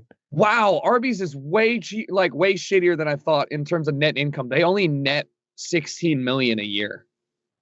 Really? That's Like, less than I mean, PewDiePie. Most, dude, those food chains, their margins are razor thin. Yeah, but like It's like that roast beef. for the But amount also, of nobody's eating Arby's because it's fucking awful. It's not good. What do you think the I love it. the worst grossing largest company is? Because I would think it's Arby's and the fast food industry. I mean, it's got to be. Like What else? most locations with Jack in the the least Box. margin. So Jack in the It's Box. just fast food? I guess, yeah. I would guess Jack in the Box because their menu is so inflated with so many different products. They have fish sandwiches, chicken sandwiches, they have hamburgers. They're open 24/7, as Chiz just pointed out. They have like 3 different kinds of fries. They Jack just have in the too many Box. products. Jack in the Box, I would guess. They have a 131 million net income per year. It's a bigger it's company. off topic, but is Radio Shack still a thing? Is no? I think I've seen a Radio Shack exist. They might be like privately owned now. They made that big Super Bowl push, not this past year, but the year before, maybe 3 years ago. And then because they were failing, and they were like, "Oh, let's put everything we've got into a Super Bowl ad campaign that kind of makes fun of ourselves." And they like they're going to be the new Papa John's in advertising. Remember Yeah. when Papa John's was like, "Hey, our pizza's shit, but we're changing. Try us out." That's and what Domino's is doing now. now they've been the most profitable pizza joint. I forget. I had pizza. When I broke my leg in California or Nevada or wherever I was, the only place that delivered was pizza. I think it might have been Pizza Hut. Who does cheese in the crust? Pizza Hut. Pizza Hut does that. Oh my God. I didn't know how good that was going to be. The crust, which is always like a throwaway part of the pizza for me personally, became like the best part of the pizza. I was suffering through the pizza because I ordered too much to get to one more crust. I don't throw it away. I eat it, but or Papa John's, they have that garlic sauce, which I like. But dude, the garlic butter. Pizza Hut has pretzel crust, which is the goat tier crust. Like you can have a pretzel on the outside of your pizza. That's just crust, man. I like it. Tried that. I mean, I don't understand throwing away the crust at all because I love all kinds of crust on my pizza. But I saw a commercial while watching South Park last night because I don't see commercials very much because I usually do Netflix and Hulu and shit like that. But I was watching South Park, the new one on TV. And one of the commercials, it was a Taco Bell commercial, and they are now making a taco, and it's a fried egg with a bunch of taco ingredients in it. Yep. And it looks amazing. It looks just like, what the fuck? Outstanding. What's happening? All right. So as somebody so I have been to the Taco Bell test kitchen. I have tried products that have never existed. In fact, my PS4. All right, well, it was a paid campaign. My PS4 is from Taco Bell. And so like the Cine Twist that they have, I got to test the cheesy fucking like nacho to go bullshit. I got to test and I gave them a hearty no, this was horrible, and they still sold it and it did great. So apparently I'm not great at doing this. Yeah, so what do I know? But they had these apple fried bites, which might have been the worst thing I've ever had. It was like a deep fried apple batter around an apple, like little munchies, but they wrapped it in like Doritos, dust. There has never been something that I have put in my mouth and like take a bite. They have Crunch Delights. That's probably what they changed it into. Those are awful too. The Cinnabon bites are the best. You've got this like cinnamon sugar coated fried donut sort of thing, like a donut hole. And when you bite into it, it jizzes in your mouth with frosting. That actually sounds pretty good, actually. It's so good. I thought you'd like it. Every time you take a bite, it's just busting a nut of deliciousness right down your gullet. God damn it. I miss good food. You miss good food. We're talking about Taco Bell, energy balls. Taco Bell. Okay. I miss that little chihuahua. Yeah. Few things have made me feel alive, like getting a McGangbang and like knowing what I'm doing as I pull up to the drive-thru and I get two McDoubles and a McChicken, and the person's like, I know what you're doing with this. Just cramming it together in an unhealthy sandwich and eating it. Try out McDonald's signature sandwiches. They are good. When people order off the menu unexpectedly when I'm with them. Like it's only happened once where I've been in a McDonald's and someone's been like, yeah, give me a McGangbang. And then the person's like, what?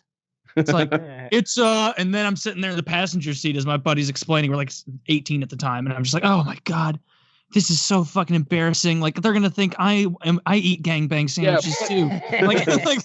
And the other gentleman in here would just like a McDouble, please. The standard kind. But Chiz is right. The In-N-Out secret menu is actually great because it's like specifically made for idiots. You know, like a Flying Dutchman is 4 patties and cheese with no bun or anything else. So they just give you 4 patties and cheese. Low carb. Low carb. High fat, high protein. You know, I was one of those idiots that went to In-N-Out and ordered a grilled cheese sandwich. Right, because at the time I wasn't eating Cal, the whole revenge-based vegetarian thing. Everyone was going in and out. I didn't want to be a downer, so I just went there, ordered a grilled cheese sandwich. Dude, it's straight up a hamburger with no hamburger. Yeah. It's like the lettuce, the tomato, uncooked, the cheese on a hamburger bun. As you would expect a grilled cheese sandwich. I would have expected bread and cheese. Yeah, and no lettuce and tomato in a grilled cheese sandwich. It wasn't even really? Tomato's good on there. I've never had lettuce. Okay, I'm with you on that, but not cold tomato like you get on a burger. It's a melt. It's on a cheeseburger like bun though. A grilled cheese sandwich isn't on a bun, right? If we're gonna talk about fast food, we can talk about how In-N-Out, when I first tried it for the first 4 times, like I tried it drunk, I tried it sober, like In-N-Out didn't really do much for me. And then somehow it flipped a switch. In-N-Out is definitely my top 2 fast food behind Chick-fil-A. Yeah. Like I don't know what happened. I have, and it was kind of a letdown. Like I liked what it was, but it didn't do anything for me that other fast food restaurants have done to me. You know what I mean? Like it was good. Which one are you talking about? Sorry, I missed what Kyle said. Whataburger. Whataburger? Yeah, Whataburger's pretty good. Like I've had it a few times. And it never blew me away. Like one of my favorites that's up there with Chick-fil-A is Steak and Shake. And I know they don't have Steak and Shake everywhere, and I don't ever do any exploring on their menu. It's always a Frisco melt because there's nothing there that's better than the Frisco melt. Like, I don't know, man. I'm really? a big fan. Yeah. I've gotten a few different things on there. I like that place a lot. Five Guys kills everything. But I really slays. Yeah, I think of that as a different class than like a drive-through. I do too. Yeah, it's earned that for sure. I wish Five Guys had a drive-through. It would just be nonstop around that thing. I bet their quality would go down though. Oh, I definitely would. That's the reason that they're so good now. Is like you wait in line. I haven't been there in so long because I still remember the feeling after the last time I was there, and it was just like Kyle described of gorging yourself, where I got some double cheeseburger with everything, large fries, just everything, and then a large fry, and of 2,000 fries. Where they just go and 75 calories. That's how much my meal there costs. I calculated it's 2,275 calories for a double bacon cheeseburger, a large fry, and a large drink. Like you're fucking putting you're shaving a week. You literally have to crack. Do you feel good afterward, or do you feel bloated?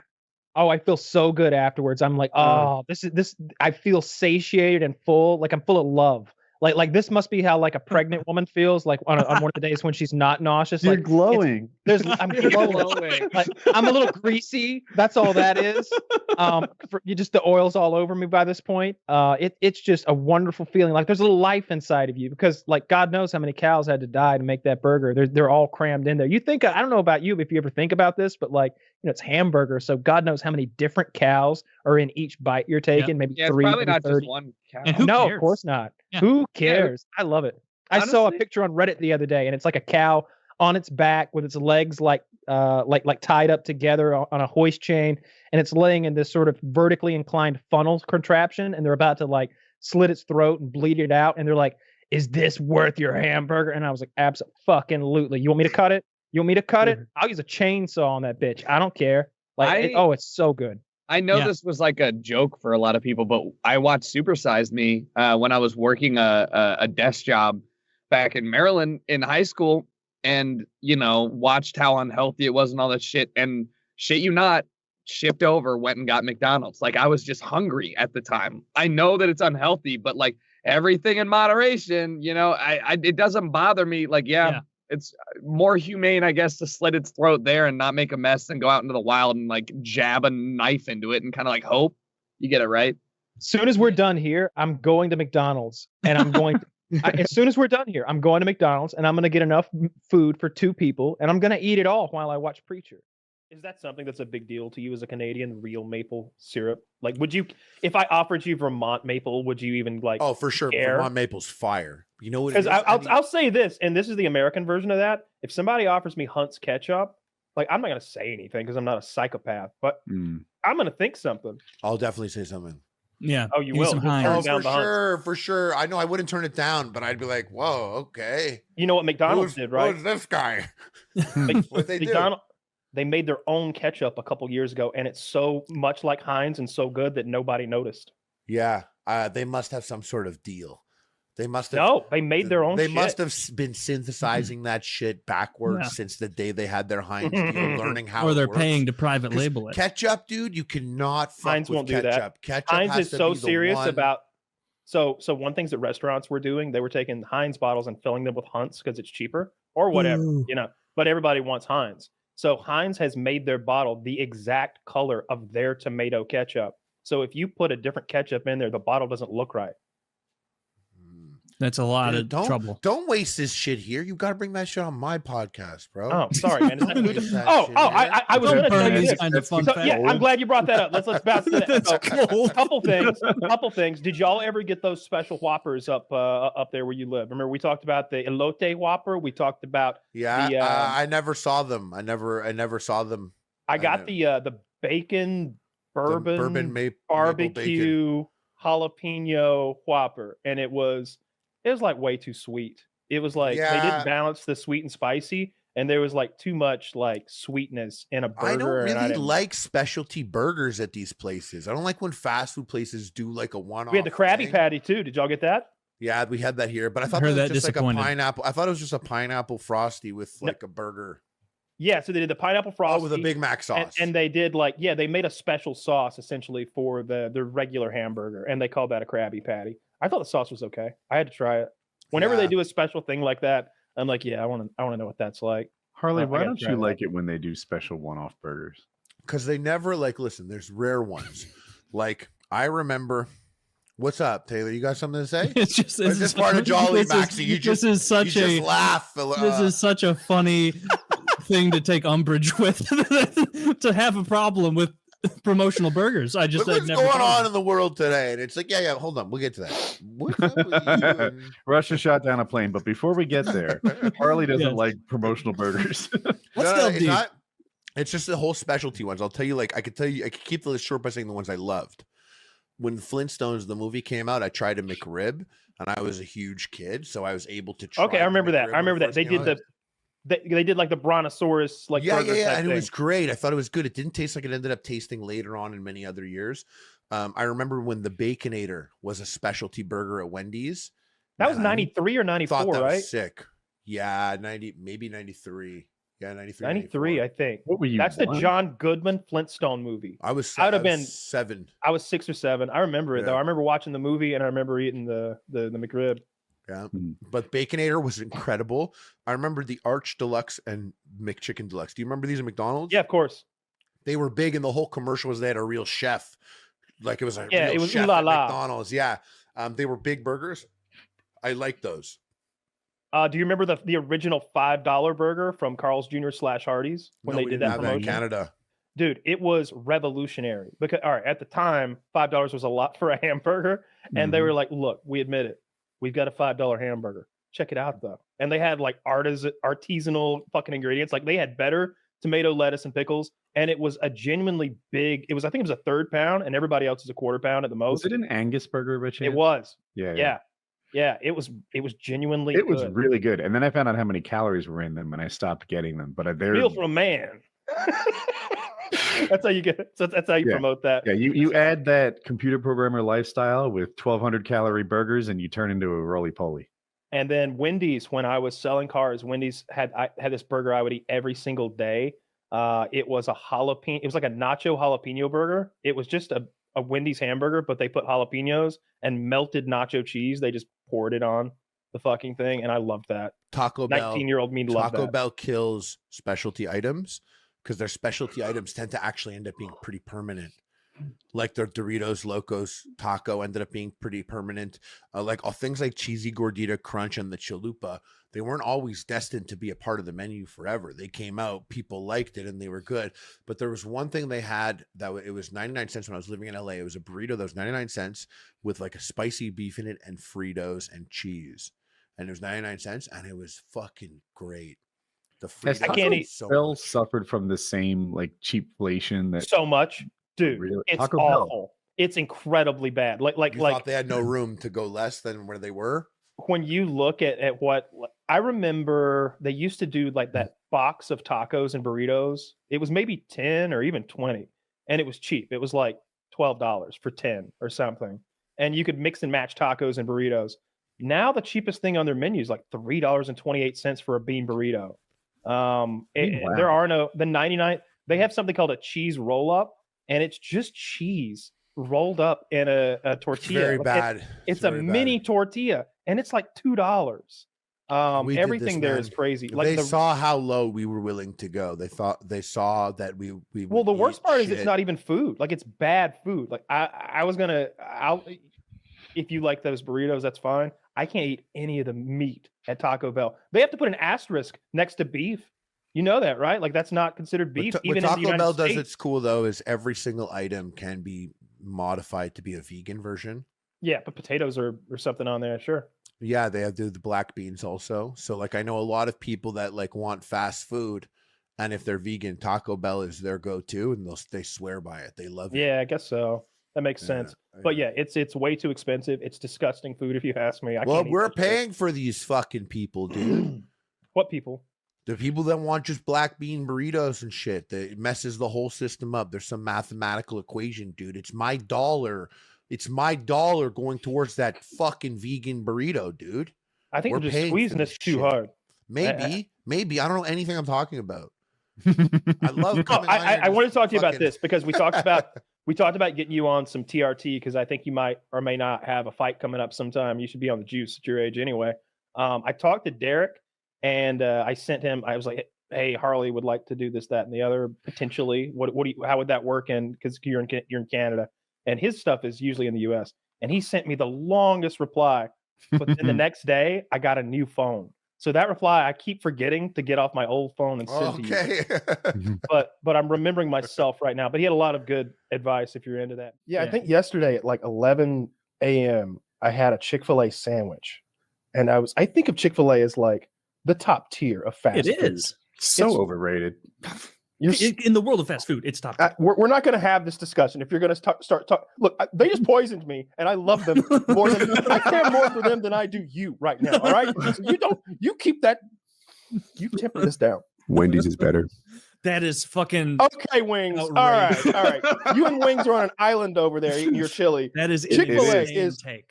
Chick-fil-A is 1,000. The only thing Wendy's does poorly is like cream products. Like their Frosties are just bullshit, and I don't know if they have anything else. Well, you're absolutely right. First of all, their Frosties concession. are the best thing that Wendy's have. No, they taste like the powder they're from. They don't make any progress at all. There's no improvement. That if it's meant to replicate some sort of ice cream or milkshake, they are missing the mark. It's meant to replicate a Frosty. And Dave Thomas, flavored dirt. Dave Thomas. God rest his soul.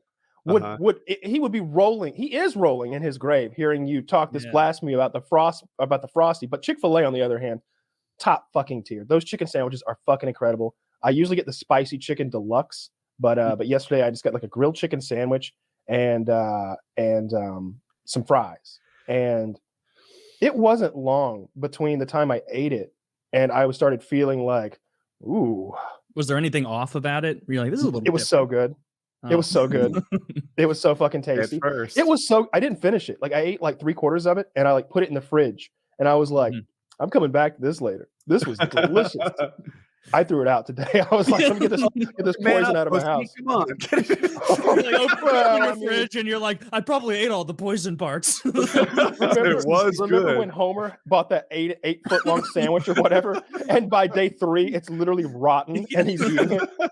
She's bringing it to bed with him. Yeah, Homer.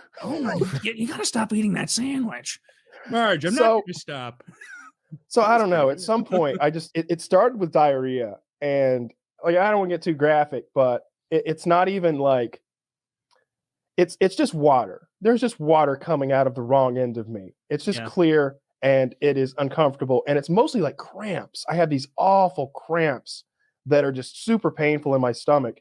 And I hadn't thrown up yet until like 3 or 4 hours after that. I didn't think I was going to throw up. I was like, this is just a little stomach bug. This will go right away.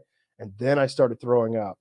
And it was so awful. Like there's like tears pouring down my face as I'm vomiting into the toilet. And I think it's all over. So I get up and I go to the sink and I'm like splashing cold water in my face. And it hits me again. And I have to vomit in my sink. And so now I'm like, do we try to get the chunks out or get them down? Get them out. This is out of you or the toilet we're talking about? Out of the sink, because I have now vomited into my bathroom sink. I guess that question depends on how good of a chewer you are. Well, apparently I don't chew very well. And I'm going to tell you, you could look at what was in my sink and you could determine exactly what I had eaten. That's how I know it was. Remember when Tony was like, it came up all undigested? That's how this was. It had come up completely undigested. There's like bits of lettuce, bits of tomato, little shredded bits of chicken. Oh, that's what did you eat the night before? If we can somehow get the blame away from Chick-fil-A. Shit. I'm probably wrong. I thought food poisoning. I think I just went to sleep. I think I just went to sleep and I didn't eat at all because like we had done. Remember, I had been up for like 27 hours straight, and we did the PKN and the hangout, and I was just wiped. I was literally falling asleep in my chair sitting here. So I think I just went straight to bed, and I think I woke up that night and had like something like from a can. Like I had some like chicken soup or something. Like nothing that could have made me sick. Yeah. I think I had a can of soup out that I had been like crushing with my hand, and I was just like, "There's no way I'm putting this dented ass can back in there. Let's just have some chicken soup." I think that's what happened, or was it mushroom? It doesn't matter. But yeah, it was. It had to be the Chick-fil-A. It had to be the Chick-fil-A, and I'm very disappointed in them. They're such a good corporation. I guarantee I could call and be like, "Hey, your Chick-fil-A made me sick," and they hooked me up with some like free Chick-fil-A, another sandwich. Which would I'm not turning my back on a corporation that has been so wonderful to me for years and years. Wendy's makes a better spicy chicken sandwich than Chick-fil-A. Are we back to this? That is You're so insane. wrong. That is I'm not wrong. There is I have had nothing both. on the Wendy's menu I would pick over a just not even a spicy. Nothing. I know spicy's Nothing. better. Even a regular chicken sandwich, not even the deluxe, the one with just the 2 pickles. I'd take The that over Chick-fil-A. anything. The Chick-fil-A sandwich is so tender, and it's the breading is almost sweet. They've brined it in fucking pickle juice. It is so wonderful. The Wendy's sandwich is like almost the lowest tier of chicken sandwiches. Like it's better than. Don't get me wrong. It's better than Burger King. It's better than McDonald's. I eat it occasionally, and I do enjoy it. But I would never have a Wendy's sandwich over a Chick-fil-A sandwich. It's night and day. Yeah. Now, the lettuce you get on a Chick-fil-A chicken sandwich is misshaped. It's not sandwich shaped at all. It like sticks out the side. Natural. Like they lazily just grabbed an entire lettuce leaf and stuck that shit on there. Yeah. No, that's not how you make a sandwich. That's how I make sandwiches. That's lazy cunts. Lazy cunts at Chick-fil-A. You need to get a piece of lettuce that is somewhat appropriate for the size of a sandwich. I've seen that lettuce. It's usually, the white part of the lettuce that you throw away if you're at home. That like translucent part from the bottom. That's the Wendy's special. Yeah. They'll sit that right on top of it and like squirt a little mayonnaise on like 1/3 of it. And a little mayonnaise. That is not a Wendy's sandwich. If anything, they put too much mayonnaise on there. It's one of my criticisms. It's so you know what? You know what the worst thing? Bad. I mean, the tomatoes head to head between Wendy's and Chick-fil-A. I mean, they're all fast food, so it's not like the Chick-fil-A tomatoes or anything to write home about. But like the tomatoes you get at McDonald's, Wendy's, Burger King, it is just wet, flavorless mush. There's no crispness. There's nothing there. At least you get a little bit of that with the thicker cut Chick-fil-A tomatoes. The tomatoes that were in my vomit sink look better than a Wendy's tomato. I believe that. Not even close. I'd rather eat Kyle's tomato vomit than go to Wendy's. I'd rather eat the vomit out of my sink than have a Wendy's chicken sandwich. Wendy's fucking sucks. And actually, it's better than McDonald's. I'll give it that. It is. Yeah. Oh yeah, for sure. It's better than Burger King. Burger King is the lowest tier, most garbage fast food place. The only thing that might be better than Wendy's is Cookout, and I think they're twice the calories. Yeah, we don't have the Cookout here, but I've heard good things. They're good. That's the barbecue fast food place. It's an interesting like combination of things. Like burgers, their whole like ordering process is weird. Like instead of like, it's not like you want a burger and fries because that's what everybody does. They're like, hey, you want a burger and a quesadilla? Or maybe a burger and some this place sounds fun. You know how like there's something about like the DoorDash Postmates world that makes you order way too much food? Cookout has figured it out too. It seems natural for your drink at Cookout to be a milkshake. Like their combos are like 2 cheeseburgers works and a peanut butter, like Reese's peanut butter milkshake probably.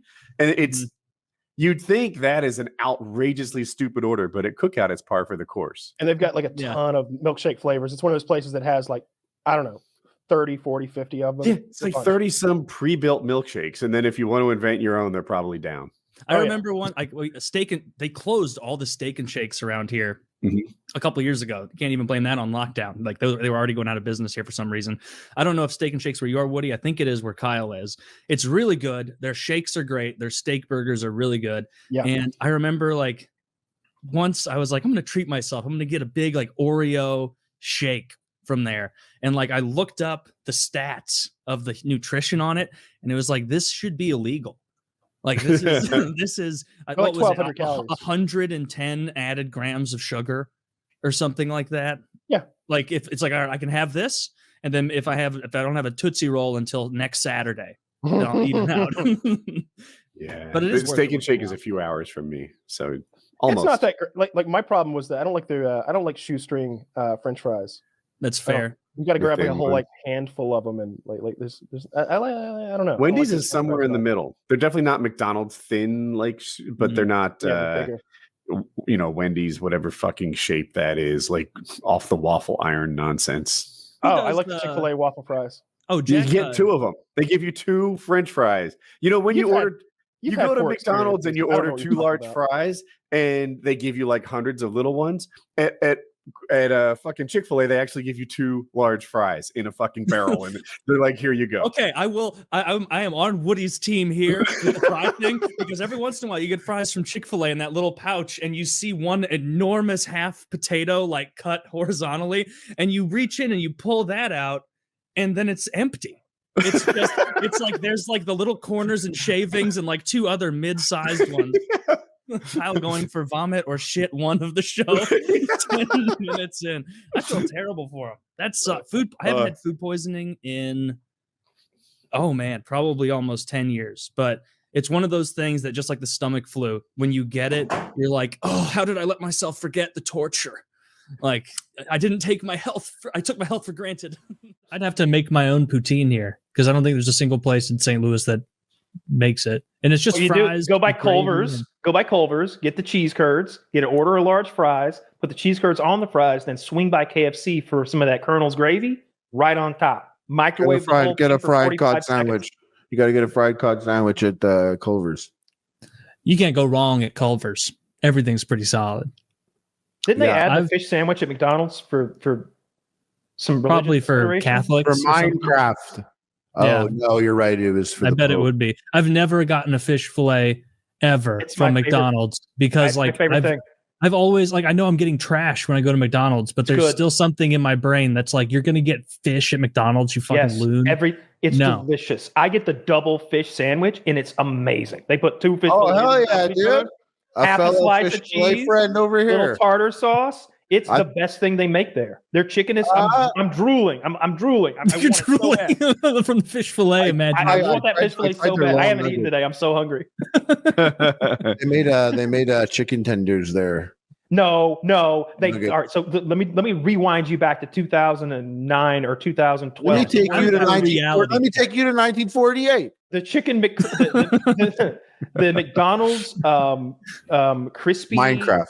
What did they call them? Grimace They called shake. it like Grimace shake. no, the fucking chicken strips, dude. The chicken strips. The we're chicken talking about. selects. The chicken selects. They were different when they first came out. It was real white meat chicken and Mhm. like a lot of breading. Like it was crunchy when you bit into it, like your mom made some chicken strips. And I loved it. I would go by McDonald's. I remember I got my wisdom teeth taken out. Why? What happened? What and happened to those? I threw them away. I didn't keep them. I'm not like, y'all keep Yeah, but you know, I mean, you know what happened? What happened to the chicken selects? They're not They there. took them off the menu. Yeah, Uh, they did. You know why, right?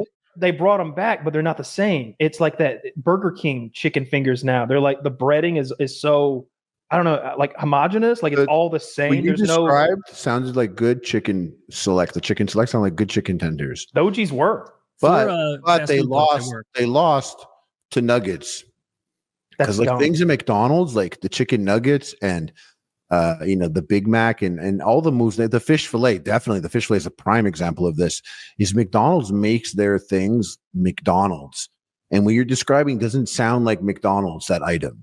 But the nuggets are McDonald's. And I think these long nuggets, I think they're very McDonald's. They taste like how McDonald's donuts tasted when I first got them. They tasted like scientifically, like a perfect scientific version This of will appeal to the most people. Yeah, like a cartoon food item. Yeah. And this, like the way, like it's true. It's the breading. The way you're saying it, the breading is like velvety. It's like awkwardly perfect in a weird world, like in a weird sciencey type. When you world. batter something, it gets craggly, and like some of the not all the flour doesn't get wet. So No, when you this fry hits it your up, bliss. you This hits your different- bliss point, bro. This It's is no like the good. texture on this. No, but I think they're like I had it and I was like, this is crazy. But I was gonna say what's crazy about you being here. My whole angle on this was I was gonna be like, and I eat fish fillets, but you're like, I eat double fish fillets, and I fucking hate it. Yeah, I do. I that's love just the double fish worst fillet, thing. but those new chicken strips are garbage. I ordered them the other day. I was like, oh my god, they brought this back. I told my girlfriend, like, you don't understand. This was so good back in the day. I ate them till my mouth was bloody. Like I had my Is that what taken this out, is I about? Is still it ate 'em. because you're bitter about the chicken selects not being around? You think Yeah. these were the replacement? But if you didn't think about the chicken selects, are they good to you or what? Yeah, they'd be a high tier chicken nuggety. That's what I remember. That's chicken select. That's chicken select. I could tell because that looks good. like See how every craggly fast it food. is? Go back to the other picture and look at how scientifically like velvety it is. You know what I mean? And Way also smoother. that creamy looks soft. chili. No that crunch. they're so soft. They're literally you could do it with your tongue if you want. That Wisdom creamy teeth chili child might sauce. have preferred them.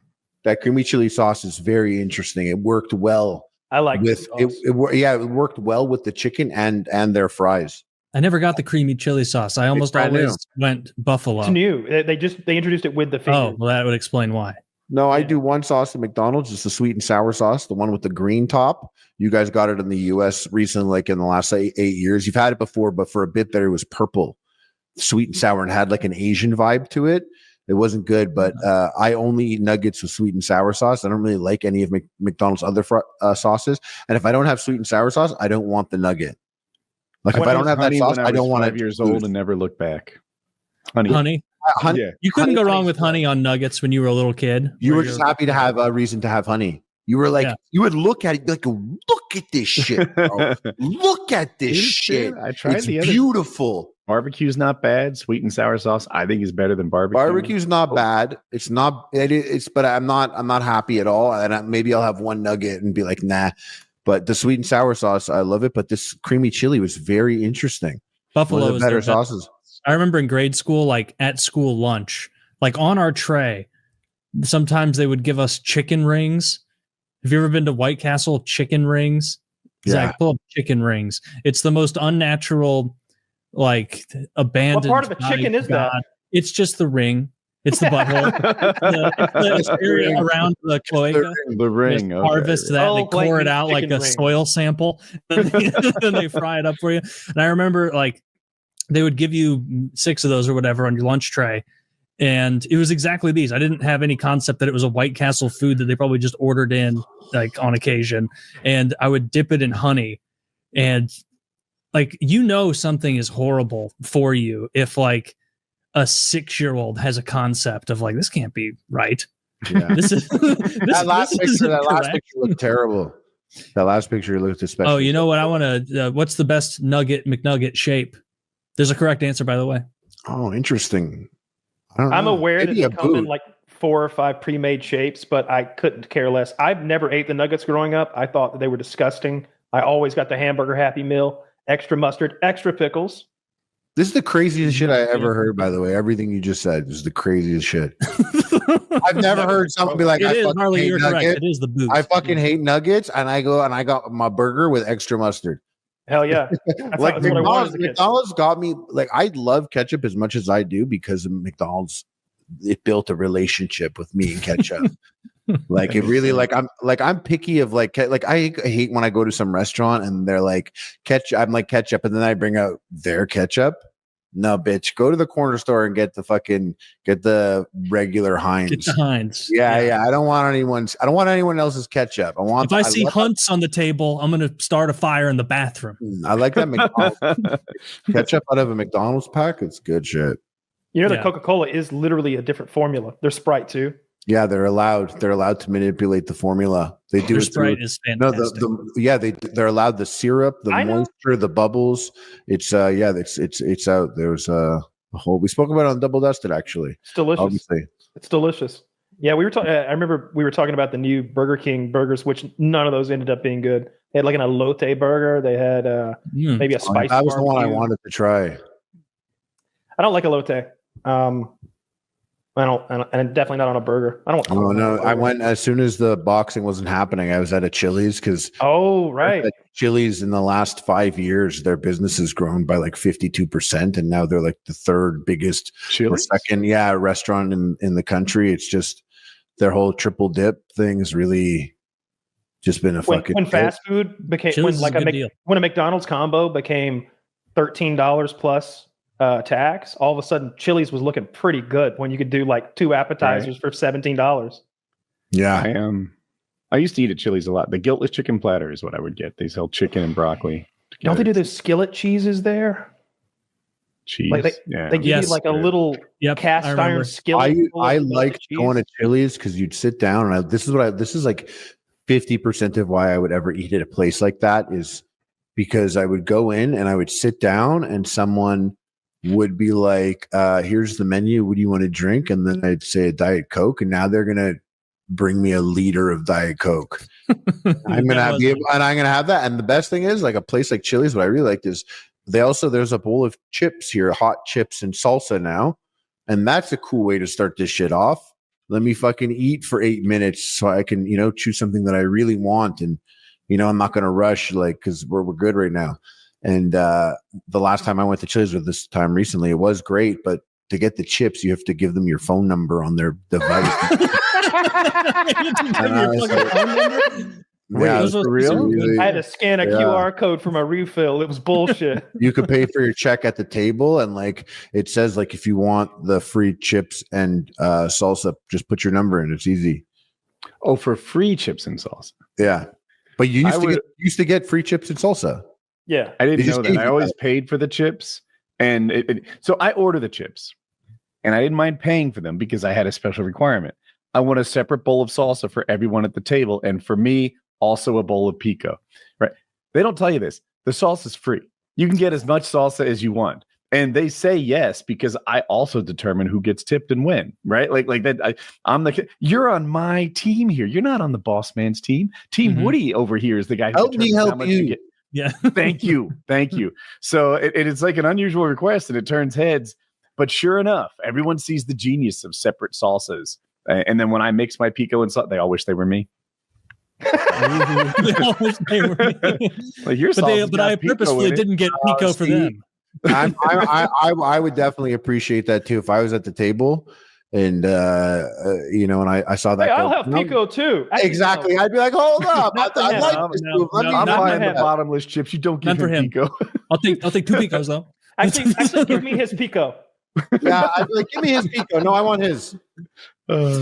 Speaking of Chili's, I was I don't know if there was a single advertisement more that one-shotted me more than the Baby Back Ribs song for Chili's. Because every time I went to Chili's as a young kid, after I first heard that song, I'd be like, I want my baby back. I was getting those ribs every time, making a fucking mess on my little kid face. And they probably weren't even good ribs. Austin Powers made that shit. They probably weren't even particularly good. You got a whole extra pop from Austin Powers. You're right. I'd have to do that thing I do sometimes at all-inclusive resorts where I eat 2 hot dogs at one buffet and then I leave and go to a different one so they don't see me eat 4 at the same buffet. The buffet's unlimited. You just are too ashamed to eat all those hot dogs. I don't know if that's the lowest level though, because once you give up on the shame, then that's probably a lower level when you just order all. You're like, you know what? The 4 was a lie anyway. Give me 6. Yeah, the whole thing was a lie. I've actually been going to 3 vendors. Just give me all 6. Yeah, it's like that shit, like ordering a pizza, and I'm like, and garlic knots and a large. What else does everybody want? Give me a lava cake. Yeah, I turn on music and disco lights when I answer the door. So he thinks there's a party happening. If food didn't make you fat, I would eat the most ridiculous diet. Do you know how many Wendy's I've driven by and not bought French fries from? I want them. I always want them. I constantly crave more French fries. I would do it every McDonald's, every Wendy's, every Chick-fil-A. I would be eating constantly. My car would have just snacks and shit all over the place. That's the world I want to live in, where you could control your calorie burning rate. So you could just be all right, I'm on 5,000 calories a day for life. Then just go. But you would if it still smell created like heat, Wendy's. it would hurt to touch me. He said you'd still smell like Wendy's. Yeah, because you would have to burn it all out. Like it would just all the Wendy's would like come out of your pores. I You go could give your wife master a that. hug and be like, "Oh my God, you smell like Wendy's fries. I want to lick the salt off your face." Woody, why do you smell like Wendy's and a vanilla candle? It's just my scent. Because that's all I do now. Just overeat that. That'd be great. A world with What's no your favorite calories. kind of fry then? I think McDonald's takes the cake as far as fast food. Definitely. I'm not on that team, and the reason is that their fries are cut so thin they get cold quickly. And my McDonald's fry experience usually involves cold fries. Don't like it. It's never been a problem. Yeah, to eat it quickly. I've always preferred. I've been alpha. I'm done with usually. Unironically, I'm half done with my McDonald's meal by the time I'm about to turn back onto the road. You've got the whole, you just got the fry thing. You're like, my mouth burns, but better too hot than too cold. Come on. I prefer a heartier fry. I don't like the standard fast food fry. So Arby's curly fries have always been a favorite, especially the ones that are like those little, like they're like a cylinder. They're so tightly I know what you're wound. talking about. I like a little bit of tremendous. spice on there. And they're seasoned. Yeah. That's the other thing. So, but my favorite fry is probably the Zaxby's French fry. Those of you who aren't in the South don't know, but it's like a crinkle fry. It's a crinkle cut French fry. And then they like hit it with some paprika seasoning salt shit, and it tastes good. And it's a hearty fry that has like potatoey fluff inside. Whereas McDonald's fries are mostly just a crunchy exterior with nothing inside. Oh yeah, McDonald's fries are like those fried chips you buy at the Asian supermarket that are super crunchy. Yeah, I know what you're talking about. And then they go good with the Zax sauce too. I've always been an In-N-Out fangirl myself. Like I do love their fries, but the best fries are the big, fat, thick, like wedge fries you get at a restaurant somewhere.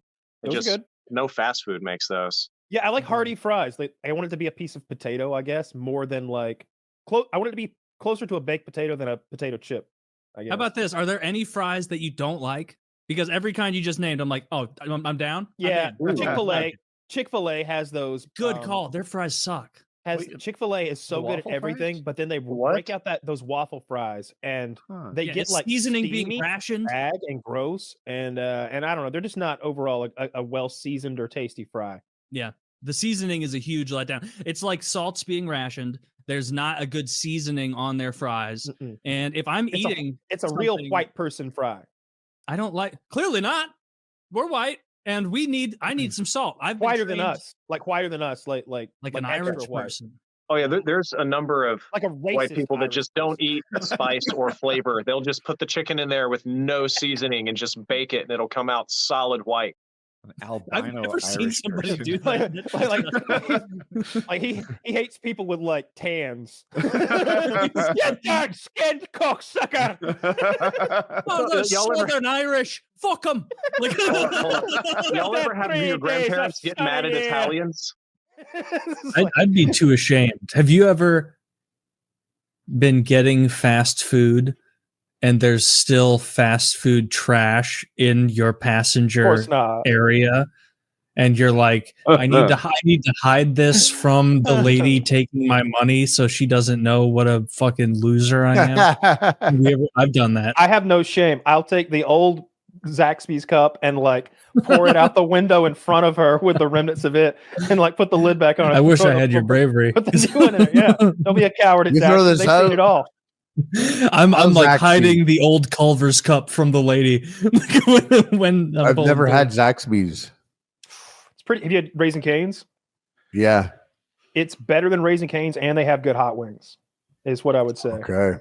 Okay, yeah, I never had that. That and Culver's were on top of the list, but I did have Culver's a couple times within the last year. Okay.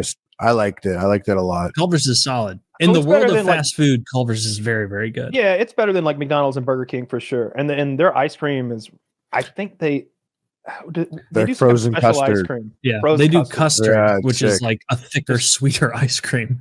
I think it's a fattier ice cream. I think custard has eggs folded in. I think that's the difference. I could be wrong, but I think it has egg yolk folded in.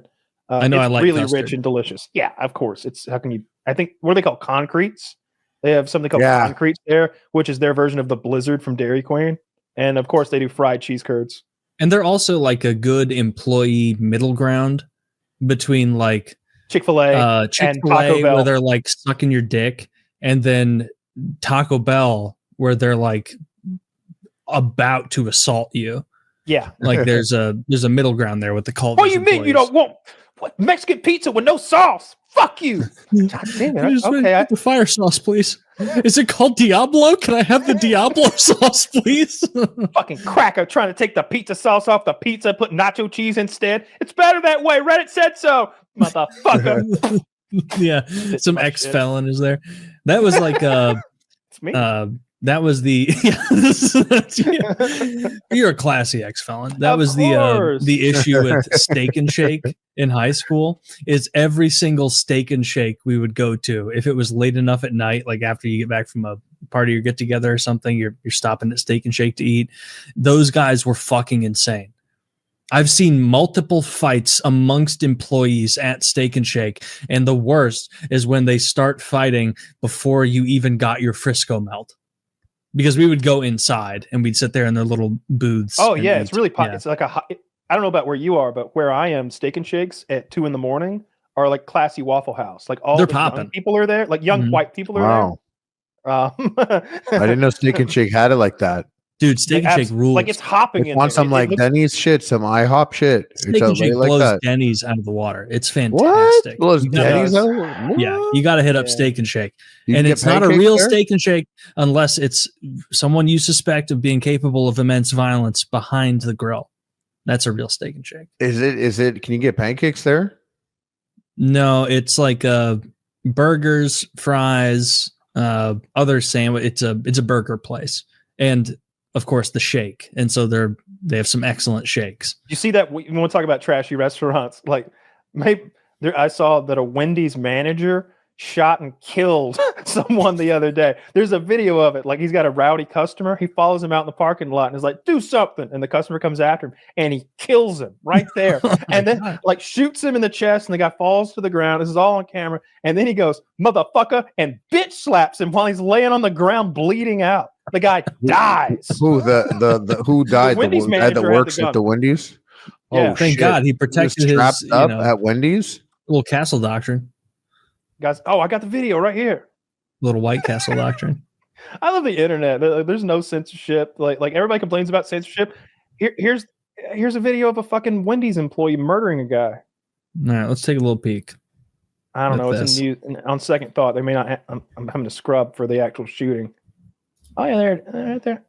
Oh yeah, like around 58 seconds, 55 seconds or so, Yep, I found it. something like that. Oh, I saw the slap. Let me back up a little bit. Yeah, he just fucking walked up to him, slapped the shit out of him. I don't know if you want that kind of service. I don't know if that says quality and like hot fries and bountiful nuggets, but it says don't fuck with me. I think the guy got charged with murder. Actually, he's in a lot of trouble. Yeah, I feel like he should be. Yeah. What did they say? What led up to it? Did he say, "I only had 7 nugs. This is supposed to be 8"? And then the other Dave guy Thomas was like, was "I a- count them personally." He was Kill talking him. shit about Dave Thomas. Oh, well, all right then. I understand. Can't come in here Dave doing Thomas that. is sick. He was Thomas trying to is say bad. that Dave Thomas's hot daughter wasn't a real redhead. It's the Maybe other way that's around. His real daughter was a real redhead, but she was not hot. She was a rough looking little. Was she oafish? gal. Did she look like she was? They prettied her up for that menu. I'm gonna let you know that right now. That is not what Wendy looked like. I'm okay with that. I'm okay with She was them, like a garbage pail kid or something. little revision. Those garbage pail cards. Who was ever the market for those? Like who Me. was buying? I was You? like, I know I never bought them, but they were a bit before my time. But when I found them at like someone's house, their older brother had them or something. That was sick. And there was a movie. I remember renting it once. It's fucking crazy. Whoa, jump scare. That you don't want to buy Crazy. Village nuggets of from the that little Damned. girl, do you? Village of the Damned. Yeah. Oh yeah. Children of the Corn, maybe too. Yeah. Yeah, She got that deadness in her eyes. Like there's nothing behind them. You think she looks like a compatriot of Ezekiel? I think that was his name in Children of the Corn. I think it was I don't know. Ezekiel. Yeah. Yeah, she looks Or- like she or makes a sick Jebediah, burger, maybe? though. Something like that. He had those like sunken, sallow eyes that were very spooky, even as a child. Yeah, it's a Linda Hamilton movie. I don't know if she made that before or after Terminator. You'll never know. Probably before. Probably Right? before. Thought that I was an don't know. older movie. Isn't that weird where you hear like a movie made in 1982 and it's like based on the Stephen King novel? Yeah. It's like, wow, this one's been grinding forever. Or like Carrie. Carrie was made even in the 70s, I think. I think you're right. Yeah, because wasn't no, His first book. Was Carrie his first book? I think it was his first published novel. I'm sure he'd written before that, but my memory is it's his first published novel. No, that's Carrie's great. The movie's fucking rough. Like Sissy Spacek gets her period. She doesn't know what it is. And all those mean fucking girls in her high school are chanting, plug it up. And they're throwing tampons and pads at her. And she's cowering naked in the shower, screaming while they all chant, plug it up. And like they throw so many tampons and they're 1970s tampons and pads. Yeah, so they got like a belt that goes to them. They're made by DeWalt. And they're just fucking raining them. And she's crying. And like her mom's never told her any of this stuff. Her mom's so overly protective. And then throughout the movie, you see her like fucking give somebody the look and they fall off their bicycle. You know it's building. That's a good movie. I haven't seen it. I want to do a live PKA or an in real life PKA just so I can take Taylor to dinner. Like, I want to see this. I want to witness it. You want to see You me should. crab?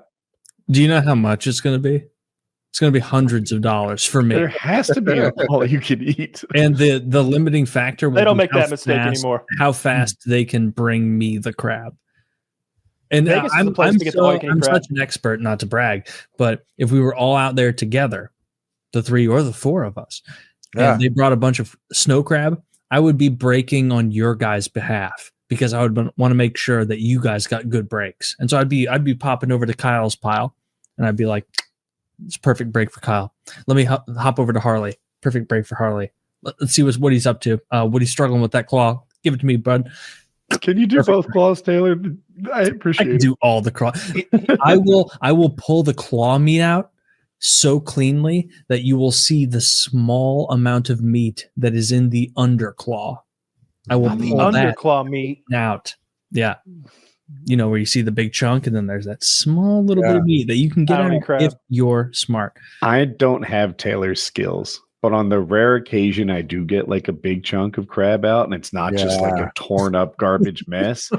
I'll give it to Jackie because it means so much to her. She knows this is rare. This is a prize. She's like, oh, Meltzer. You're such a good guy.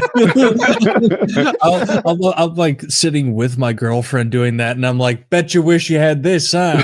I'm like eating. Oh, you don't even need the butter.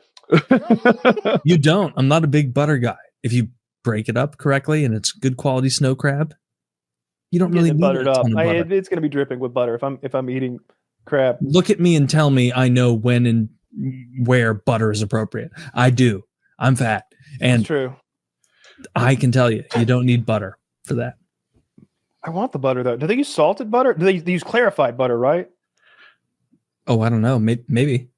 Oh, you don't know about the butter? I thought you'd be the crabman. Yeah, Speaking that's a lot. of products, I saw trending on Twitter was a bunch of people wanting to boycott McDonald's because like they like donated some money to like Israel or some shit. But the reason to boycott McDonald's is not that. It's their prices have become so insulting. Oh my gosh. It's as if like you know I'm coming to McDonald's, right? You're trying to charge $5, $6 for like a 10-piece nugget. That would go fuck yourself. A Big Mac, a Big Mac meal should not be $12. Big Mac meal up here is $15, bro. Like it's Canadian absurd. dollars. That's not real. It's not even close to being good 12 enough. American dollars. Like Ooh, the that's whole a like. lot. Do you remember the three? Do you remember the $3 menu, the $2 menu, the $1 menu? That's when you could rationalize going to McDonald's because it's like, all right, low quality food, but it's really fast, and I'm going to spend $7 with tax and be full to the brim of sodium. Now There's no way to rational. If anything, it's bad for those of us who really like rationalizing eating bad foods, because now it's impossible to rationalize going to McDonald's. It's impossible. Healthy food now. My finances. Supersize this financial decision. I want to be extra smart. I guess I should just go buy a fucking rotisserie chicken. That's only like $1 more than that whole meal would be, and it gives me a whole chicken worth of meat. Guess I'll do that. Yeah. But that's not as tasty, not as immediately satisfying as getting that delicious injection of MSG or whatever they have in McDonald's fries that makes it good.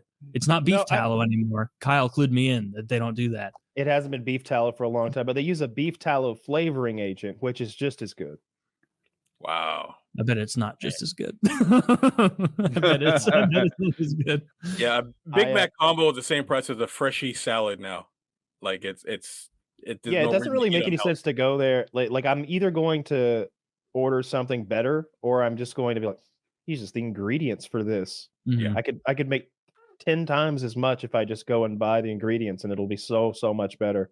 I usually don't eat at McDonald's very often, but I'm usually disappointed in the food. My problem is they're not the premier fast food restaurant anymore. Yeah, they never were. They never. Yeah, it's just something you know, right? They were number one. Maybe they weren't. Maybe premier is not the right word, but they were number one, and they had something going on. Like they're still number one in sales. They've never been number one in quality. Yeah. No, never in. Like I don't.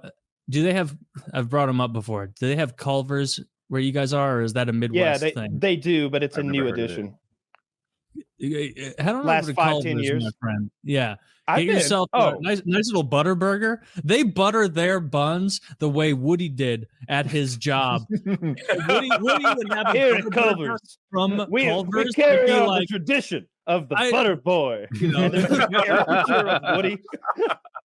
Bring out the butter boy. Lost to Time is the true name of the butter boy, but legend says on the New Jersey boardwalk, eat butter a bun like no other. Oh, so no McDonald's, then Starbucks, Subway, Burger King, Taco Bell, Wendy's, Dunkin' Donuts, Chick-fil-A. What happened to Burger King? Not even close. They're Burger King's gotta be number 4. Yeah, 4. It used to be number 2, bro. They went so downhill. I think that was more Starbucks and Subway exploding, maybe, than Burger King losing ground. No, like Burger King franchises have gone downhill. Like their burgers are still decent, but it's Zaxby's down there with like 2 pixels next to Hardee's. I noticed Chick-fil-A did really well. Like they're kind of not distinguishable, being like 7th on the list. But then if you look at the number of franchise, it was like 14,000, 10,000, 9,000. Chick-fil-A was there at like 2 something. I'm close, maybe not right, but if you do like a little per capita rating or whatever, Chick-fil-A kills it. Do you have Raising Cane's? I do. I have one not too far from my house. It tastes like, if you buy a sandwich at Raising Cane's, it's not a chicken anyone patty. does that. I've done that. It's chicken strips. It's just chicken strips on a bun, which to me is lazy. That's all right. So that's a specific style of restaurant. That gets copied a lot. Chicken fingers are good. It makes a ton of money. So there's down here we have a place called Guthrie's, and they're like bootleg Zaxby's. They're like, we're gonna give you the bare bones. They don't have those branded packets of sauce that Zaxby's has with their name on it. They give you a little plastic cup. They don't have their name on anything. Everything is white boxes and white styrofoam. But it's really fucking good and high quality, and it's cheaper than anybody else. But Raising Cane's, I always hear Landmark talk about it. When he's playing Tarkov, and just obsesses over it. But he's like, nobody gets the sandwich. You're an idiot if you get the sandwich. And I'm like, taking notes. I'm like, yes, don't get the sandwich. Don't be an idiot. Yeah, but I've never had it. Again, that's one of those places I'll drive past and I'll be like, well, I could. What are the fries? Are they crinkle fries with like some seasoning? They are crinkle fries, and the times I've had them, it's probably because like I'm getting it in the styrofoam container, and the one I'm near has like Raising Cane's logos emblazoned on the styrofoam and everything. And but I bring it home, and I think even that short amount of time with the steamy tenders in there with the fries ruins the fries. Because I don't mind that. I like it. I don't like crispy fries. I like them to be floppy and chewy. Man? Yeah, that's my. You preference. like floppy fries? That's I the like worst thing soggy you've cereal. ever- I like soggy cereal, and I'm proud of it. I let like I that's fine, I pour don't the need milk on. I leave it there for 5 minutes. I do something else. Come back when it's ready to eat. It's not. Why do you like done yet. soggy fries? What happened to you? Who hurt you? Oh, they're fucking delicious. When I would cook them myself, I'd always underdone, all floppy and greasy everywhere, just like That's fucking terrible. If I came to your house and you served me floppy fries, I wouldn't do that. I would twice fry them at 2 different temperatures in duck fat. If I was making, and I would cut them out with an apple core. They look like cigars. They're incredible. Now we're talking because the floppy fry talk. I would like. That's what I like. I wouldn't serve that to you though. never have I Thank seen someone God. with a bad opinion turn it around like into a I championship. know, run. right? I almost wish That you said way. with the bad because I was about to go fucking hard with floppy dick over there. Like, yeah, I like sex flaccid. That's kind of my thing. I know it's not for everyone, but trust me, Yeah. not getting hard on I is the only best like way to- to be with a girl. I only like to come when my dick is like 40% hard and I'm having to grab with the whole fist to the bottom half and squeeze the top. I just flap to it get real on. hard. Mhm. And then I'm like, jack off the hard part, babe. My masturbation technique's a little unconventional, but I like to use no lube and get a little blood in there. Oh my gosh. We were having a fun talk about fries. Lord. Now Well, tell me about this. Tell me about the sauce. The sauce at Raising Cane's. Is it like an orange sauce with a little spice, a little pep to it? It is. I don't really like. It's the same as Chick-fil-A sauce. It's the same thing. I don't like Chick-fil-A sauce. I don't really Zaxby's like it sauce, much either. Zaxby sauce, fucking aka ketchup on my fries. Zax sauce, is delicious though. It's this orange sort of like spicy ketchup mayo type thing with a little Ah. zest to it. Very good. We don't They have also use ranch. Zaxby's here. Ooh, my mouth's watering just thinking about it. Wings of Redemption, also a big fan of Zaxby's. I Is know. he? Yes, Mhm. it's a big His thing word down here in the carries South. weight. It does. It does. They got hot wings at Zaxby's though. That's how they distinguish themselves above lessers like Cane's and Guthrie's. The hot wings are really good, and they're usually. I don't know if it's inflation or what it is. Why hot wings are so expensive now? But it's like, you want a steak or do you want 15 wings? Dude, Like, it's wings just- have gotten so expensive, it's unreal. Like 15 wings are about the same price as like a decent steak, like at a mid-tier restaurant. It's really like about the same thing. any meat option has gotten so expensive that it's jarring now. But like chicken switched to wings, goat. you always think about chicken wings as like lower tier, cheap option for meat, even though it's delicious, which is why wings are so popular, I think. But now it's like, yeah, fuck. Do I want 12 wings or do I want a probably low quality New York strip Yeah, from the same place? Yeah, I don't know how wings got so expensive. I've actually never cooked wings myself. That's one of the few things I've never done. That's the Maybe I'll one try thing that. I can teach you how to make. Mm. Real good wings in the oven. You don't need to fry them. And they're I'm gonna- crisp as hell. I don't like. See, there we go. I don't like them crispy. I want them to like be juicy and like soft. Fall off the It's bone. juicy on the inside You and guys it's know how to crispy eat on the wings? outside. I want the skin to be. Yeah, I just take them and sort of like I pinch them at the top with like 3 fingers and put them on the table or the platter, the plate, whatever, and High on push those. down till all the Yeah. meat is on the, and I just eat that meat. And then if there's anything left, I can. Are you talking deal about with a that. flat or a drummy right now? It Flat. works. The flat. Yeah, No, I don't Yeah. like eating the flat. I can figure out the drum on my own. No, dude, the flats are better, but there's a technique to eating them. I used to like the drumstick just because they were easy to, eat on the side. But like Kyle said, if you sort of like break, you have to grab it from the right side, which I don't always get right.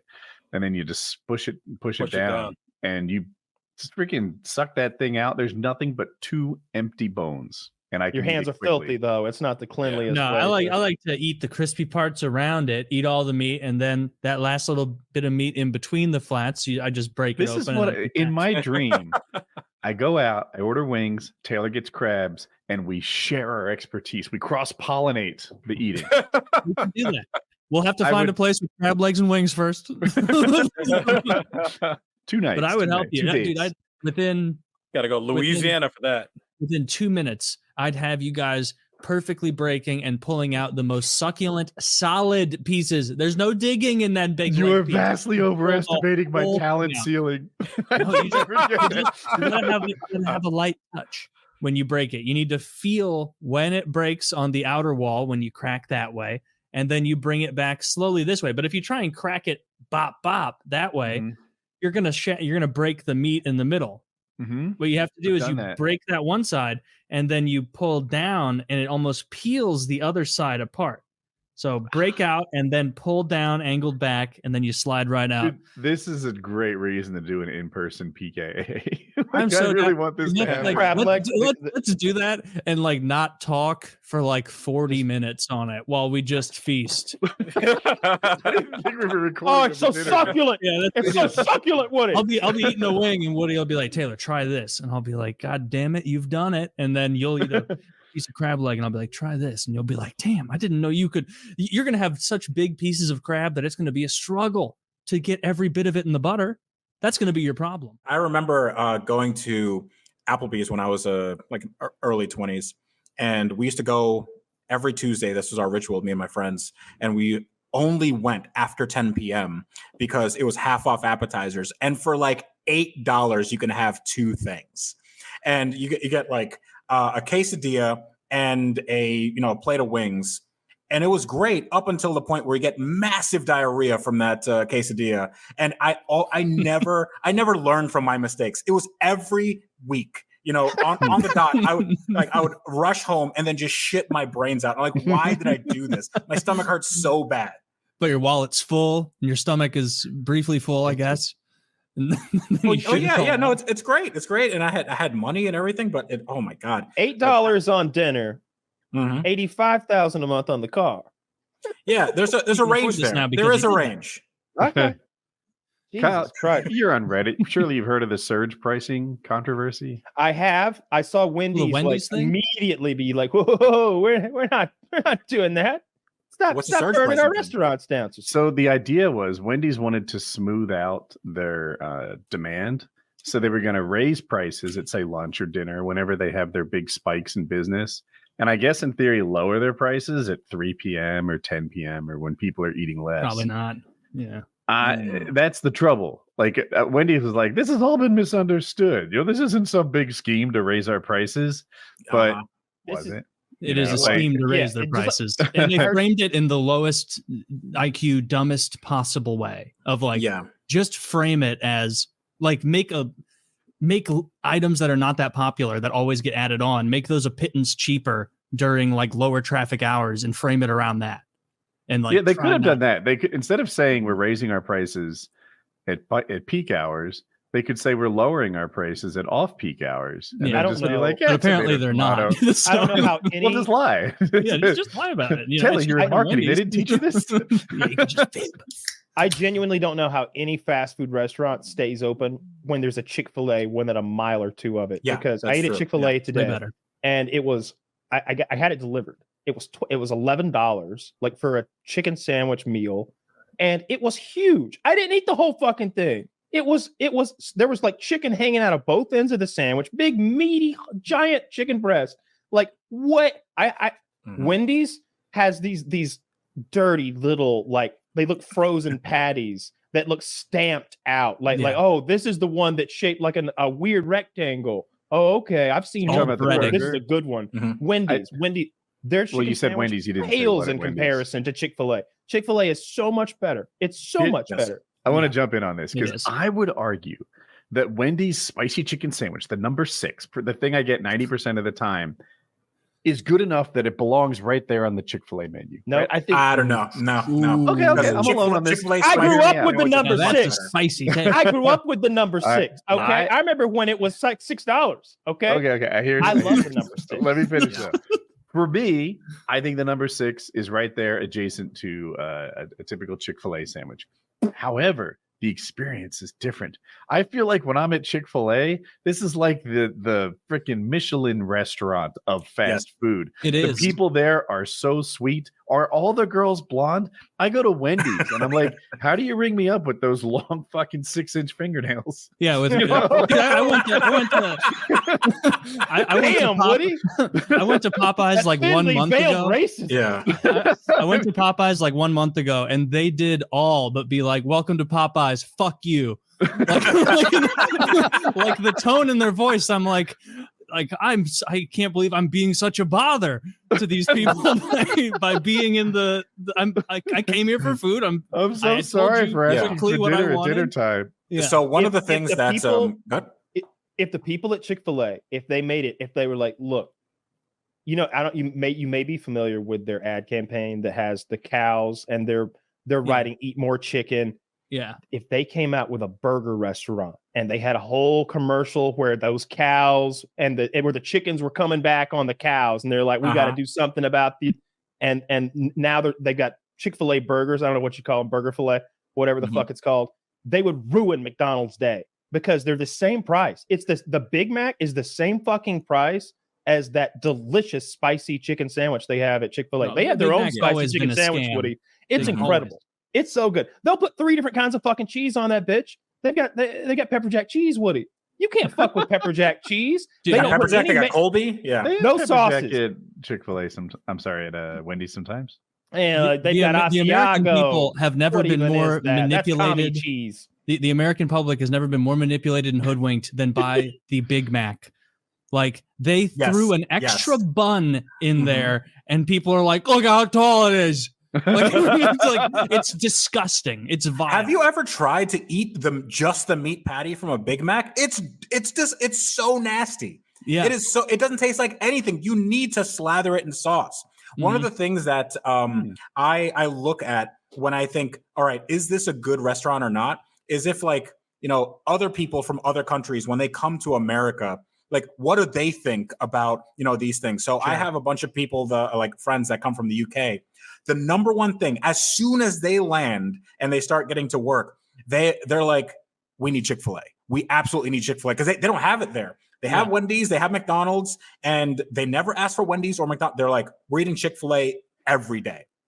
So it's like if aliens landed, they're like, this is clearly the objective truth. This is much better than all the Wendy's people to work camps. I'm not huge on conspiracy theories, but I want to know the real reason Chick-fil-A is closed on Sunday. Tell me that's not part of the fucking bit. Are you seriously respecting Jesus with this decision to close Chick-fil-A? Who does that? I mean, honestly. That doesn't sound believable to me. Their founders are those Christian, fuckers so are doing the books or fucking marketing. They're working on Sundays. I just know it. Dude, do you know how much money they would make if they were open on Sundays? They would be the biggest post-church lunch spot in the country by orders of magnitude. They are leaving tens of millions every week on the table by not being open Sunday. And the proof of that is there for you to see, Woody. You talk about the people who work there, the way they look, they're more expensive. They pay their workers more. If you're going to get a blonde girl with khakis who's pretty to stand outside wearing, have you seen them outside wearing that rain outfit? So they have kiosks. So for those of you who don't have Chick-fil-A's, or maybe you just don't have banging Chick-fil-A's, here in Atlanta, home of Chick-fil-A, these pretty girls will be outside in the rain wearing this clear, like it's not a raincoat. It's like it turns them almost into a kiosk. Yeah. and they're taking your order way out in the parking lot, 18 spots away from the window where while the cosplaying as a condom. Yeah, they're handing you a fucking iPad and you're figuring everything out, and they're so polite and sweet the whole way through. Like what he said, oh, do you need any sauces with that? Any extra sauces? Or how much are they? Oh, sweetie, how many sauces you want? They're fucking great. Try that shit at Burger King. Have it your way, my ass. Yeah, okay? you'll have a gun in your face. Like, bitch, we gonna have it LaShonda's way tonight. I said I wanted ketchup. I wanted more than one packet. I know this is almost passive aggressive of you to put one packet in here. Every time, if I click that button for 2 ketchups, there's 2 ketchups. If I click it 3 fucking times, there will be 3. If I order Wendy's, they'll give it to my neighbor. I swear to God. Chick-fil-A is the master fucking race of fast food restaurants, not just chicken restaurants, all fast food. It shits on everybody. And Five Guys they've fallen off so hard. They don't have I haven't eaten there in so long because it's so unhealthy. But even still, they used to they were the $10 hamburger back when McDonald's was like $5. Now they're like that $25 hamburger. It's so that's not even that great. Yeah. Wait, that's the whole meal, right? It couldn't possibly be a $20 hamburger. No, I feel like no. I think it's like with fries, but it's pretty pricey. Yeah, once you get fries, it's like a $25 meal to get a burger and fries, and it's absurd. It's not that good. It's not that good. Yeah, they've fallen off for sure. Yeah, I've never We been need that an impressed up with and Five Guys. coming fast food restaurant. Cane's is regional, but I want them on this I've side never of the heard of country them. real bad. Are they Exactly West Coast? right. It's called Raising Oh, Cane's. we have Raising Cane's. Raising too. Cane's is really good. yeah. Midwest, I think. They're And very like, similar to Chick-fil-A in that they I think they do the peanut oil thing, so it has a similar flavor there. But you always want to go fingers, like a chicken basket there. That's all they because do. They don't. They have sandwiches, but they don't have patties the way Those are Chick-fil-A chicken does. fingers Yeah, as they just well. put the chicken fingers on there. Yeah. So if you want the sandwich, go Chick-fil-A. If you want the tendies, you can go to Chick-fil-A for the tendies too. They're fucking you ever solid. had Chick-fil-A nuggets? Oh I've my had god! a million Oh, Chick-fil-A yeah. nuggets. Oh yeah, absolutely. I Who are you get a 30 talking count to, every day. Kyle? I'm gonna order some right just now. Their chicken is legitimately like way better. They brine it in pickle juice for 24 hours or something like that, and then the batter has powdered milk and confectioner's sugar in it. I did this copycat recipe once, and it was exactly like Chick-fil-A. It was so good. And But yeah, have you noticed Chick-fil-A's- the actual pickles? Like Yeah. the pickles themselves are better than the pickles you get at any other fast food place. Like you Everything's go to better. a non-Chick-fil-A place and it's like, I don't even think I want tomatoes or pickles because I know a Wendy's tomato is a flavorless disc of nonsense. And I know their pickles are going to be someone back there giving me the most translucent sliver, the least half a gram. Whereas Chick-fil-A feels real. Feels like real pickles. We stand Chick-fil-A on this show, big time. Yeah, I think the worst the worst stinginess I've ever seen was in Subway. Like Subway is you order like extra meat, they will take out the scale and they're like, all right, you get one. Oh, that's too much. That's a little bit too much. We're gonna put that one back. Dude, if she pulled some meat off my sandwich and put it back in there, I'd just leave. Dude, I had a downgrade perfect, me one sliver of turkey meat. It's so communist. It just feels like It is it's for the communism. collective. We need some for everybody else. I got Chili's to go, right? Back when Chili's to go was kind of a new thing. And I ordered bottomless chips, right? Bottomless chips are my reason for going to Chili. That's the thing. I actually like their salsa and the chips are warm. Both of them, top notch. So when I'm there, I usually need a couple extra salsas. Like it's just, their salsas are fucking like, that when you get ketchup at Wendy's, it's that size salsa roughly. Yeah. Damn. Not nearly enough for bottomless fucking I bring chips. my own bowl. Right. So they give me this bag of chips large enough to store 2 human heads and then basically a single serving of salsa. So I asked for extra salsa because if I'm there, it's bottomless salsa. I need some extra salsas to take home with me. And then she billed me for it. And it was like, fuck, you work here, right? You're not the owner. We should be on the same team. You should be hooked. Oh, do you want extra salsa? Here you go, Woody. Fucking banging salsa. We should have gotten you one of those. You know what happens if you pint-sized do fucking that? cups. The fucking tip rolls in. You know what happens when you charge me for salsa? That was your tip. Fuck. Okay. All right. I would have said that. I'd be like, oh, the extra sauce was $3, huh? Shit. Your tip was gonna be $10. And now it's none. You're actually saving me. Now I got to stop at the store for salsa on You the look way so home. You've stupid, given me you an probably errand, think that ma'am. math works. I like this idea. Like if you're wasted on, and you can always tell how much White Castle you ate the next day, because what's the math word where it's like something will approach but never quite reach asymptotically, something like that. So like your shit will asymptotically approach the smell of White Castle but never quite get there. But the more you eat, the closer it will be to the point that like if you have, I think the most I've ever had in one sitting, I was probably like, I was like 17 after a hockey game. I think I had like 24, 25 of them. And like the next morning, like you're taking your first of many shits that day because you've borrowed happiness from tomorrow, my friend, when you eat at White Castle. It's like drinking heavily. And like you just take a shit and you close your eyes and smell, and it's like I smell like I'm waiting for chicken rings. Like it smells that's how processed White Castle shit is. One of the most fun nights I've ever had. I was in what the fuck was I even doing up there? I don't know. I met this young lady in maybe we're in Nashville, and she had a suite that she had some corporate gig, and so they had hooked her up with this really nice suite, and so we'd been having a good time all night. And we're super hungry. We go out for White Castle and bring back like the case of White Castle. Great case. And we go out on her balcony and get high as fuck. And then I ate that entire. She ate like 2, and I ate like the other 23. You had 28 into. And it was just like, oh my God.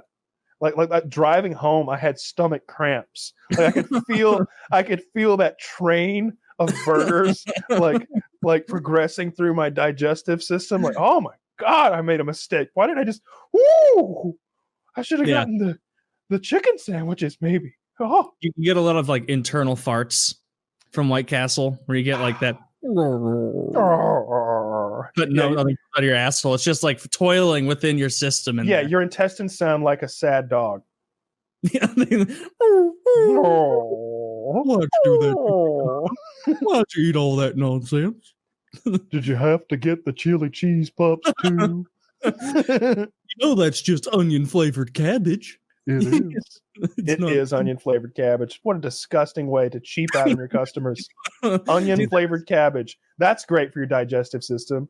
There was like some report, like it is funny how what they'll do to save a little bit of money, but it was like apparently the founder of Costco was on a call with the board, and like the board was talking about like, you know, given Corona and things, might have to up the price of the hot dog, and like that got back to the founder. He wasn't sitting on the call, I got back to him, and he's like called them, and he was like, if any of you raise the price of the hot dog, I will fucking kill you. Like he said, like I will kill you. I will kill you. That's what I read as well. Like that's how much the Costco hot dog and pizza cafeteria means to this man, and you got to respect it. You know, it is a tremendous amount of food for what you get. It's like $1.50 for a giant ass soda, a hot dog that's like almost a foot long hot dog. It's like an 8-9 inch hot dog, and then like fries or something. Like it's you could eat there.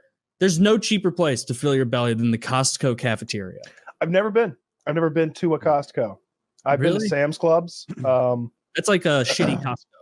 Like think of Sam's Clubs but nicer. Say that again, Taylor. It's like Sam's and Costco are pretty similar. Just Costco's a nicer version of it. Yeah, and I can get Postmates to deliver Costco, and they will go in there and you know, get you those great deals. Yes, they will. We have a person that delivers groceries. Does Postmates do groceries? Yes. Aha. Well, you can't. She doesn't compete with Postmates exactly because I think she uses because no one can. Because no one can. Exactly. I think I'm also assuming they do groceries. Maybe the Whole Foods software.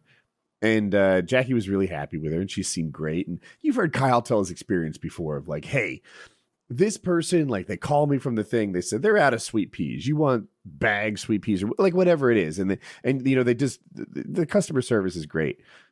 So she calls up Jackie and she's like, you know, I'm thinking of starting my own business. If I did, would you like, you know, still work with me? And Jackie's like, yeah, you're actually the reason I think that this whole operation is so great. How would I order through you? Oh, same way. Yeah, just use like the Whole Food software and then cancel your order afterwards because now I know what you want. And Jackie's like, all right. Damn. So that's I think that's how we get our stuff now. All right, got some bootleg shit going on over there. Okay. Yeah. I ordered some food the other day, and the black lady.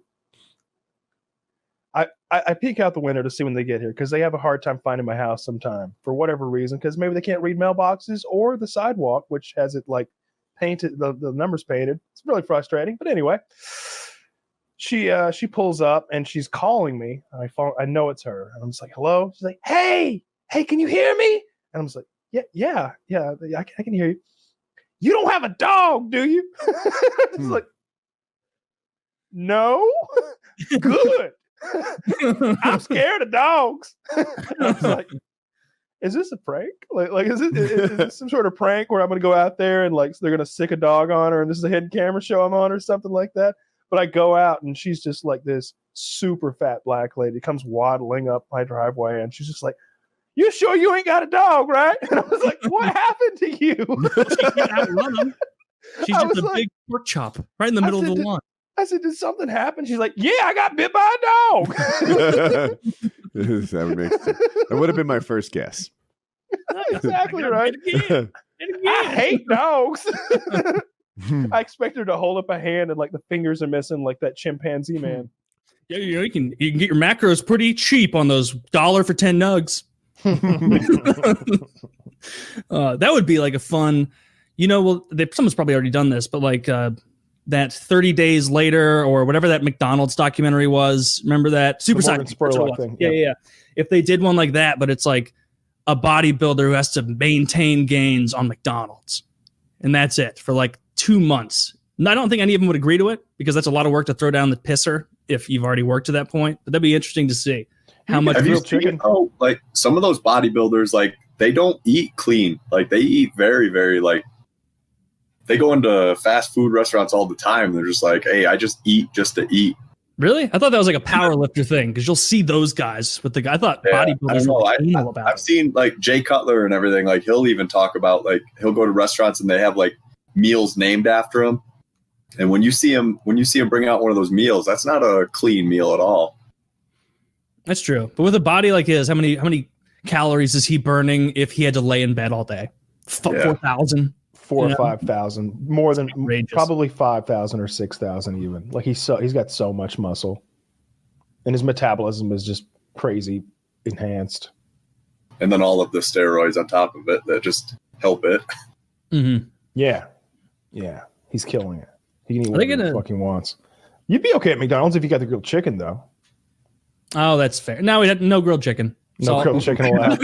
He's not here for grilled chicken. Only Big Macs. What would you be there for, Taylor? What would you get at McDonald's? Oh, I mean, if I go, I just get like a double cheeseburger or something. Nothing that much. Why? What's wrong with that? What's fucking wrong with a double cheeseburger or a quarter pounder with cheese? Oh. There you go. Yeah, what's wrong with that? The quarter pounder with cheese has the best actual patty of anything there. The Big Mac. I don't want bread. That's so much bread, dude. It's not good. No, all I get are Big Macs, and I'm always disappointed. I barely ever go to Actually, if I go to McDonald's, it's for breakfast. All I get are Big Macs, and I'm always. I don't have big. I mean, I've had like 3 in the last 5 years, but that's all I would order. I love them. I love the Big Mac. I like the crunch of the pickles and the onions. I like the special sauce. Sauce. Big Macs are fucking delicious. I do not. I've only eaten 1 quarter pounder from McDonald's in my entire fucking life. It is a shitty grade of beef, and that's saying something because I'm comparing it to the beef they put on a Big Mac. Do you think these are chicken farms they're bringing in the cows from? It's a different. Oh my god, we almost let a cow into the Big Mac. This needs to be in the quarter pounder. Look at him. He thinks he's a kangaroo. Get out of here, cow. The chicken sandwiches there are pretty good. Like not the McChicken, but like the buttermilk chicken sandwich. That's pretty decent. That's right. And but I don't like McDonald's in general. Their fries are their best thing. Mm-hmm. If they're hot. If they're hot, I don't want cold fries from anywhere. But if I'm gonna eat fast food, it's probably gonna be.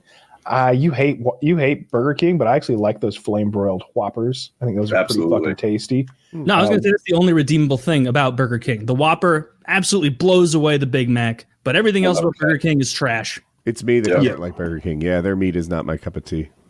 Yeah, you don't like that smoky taste, but to me, it's the best part of it. And I like their pickles too.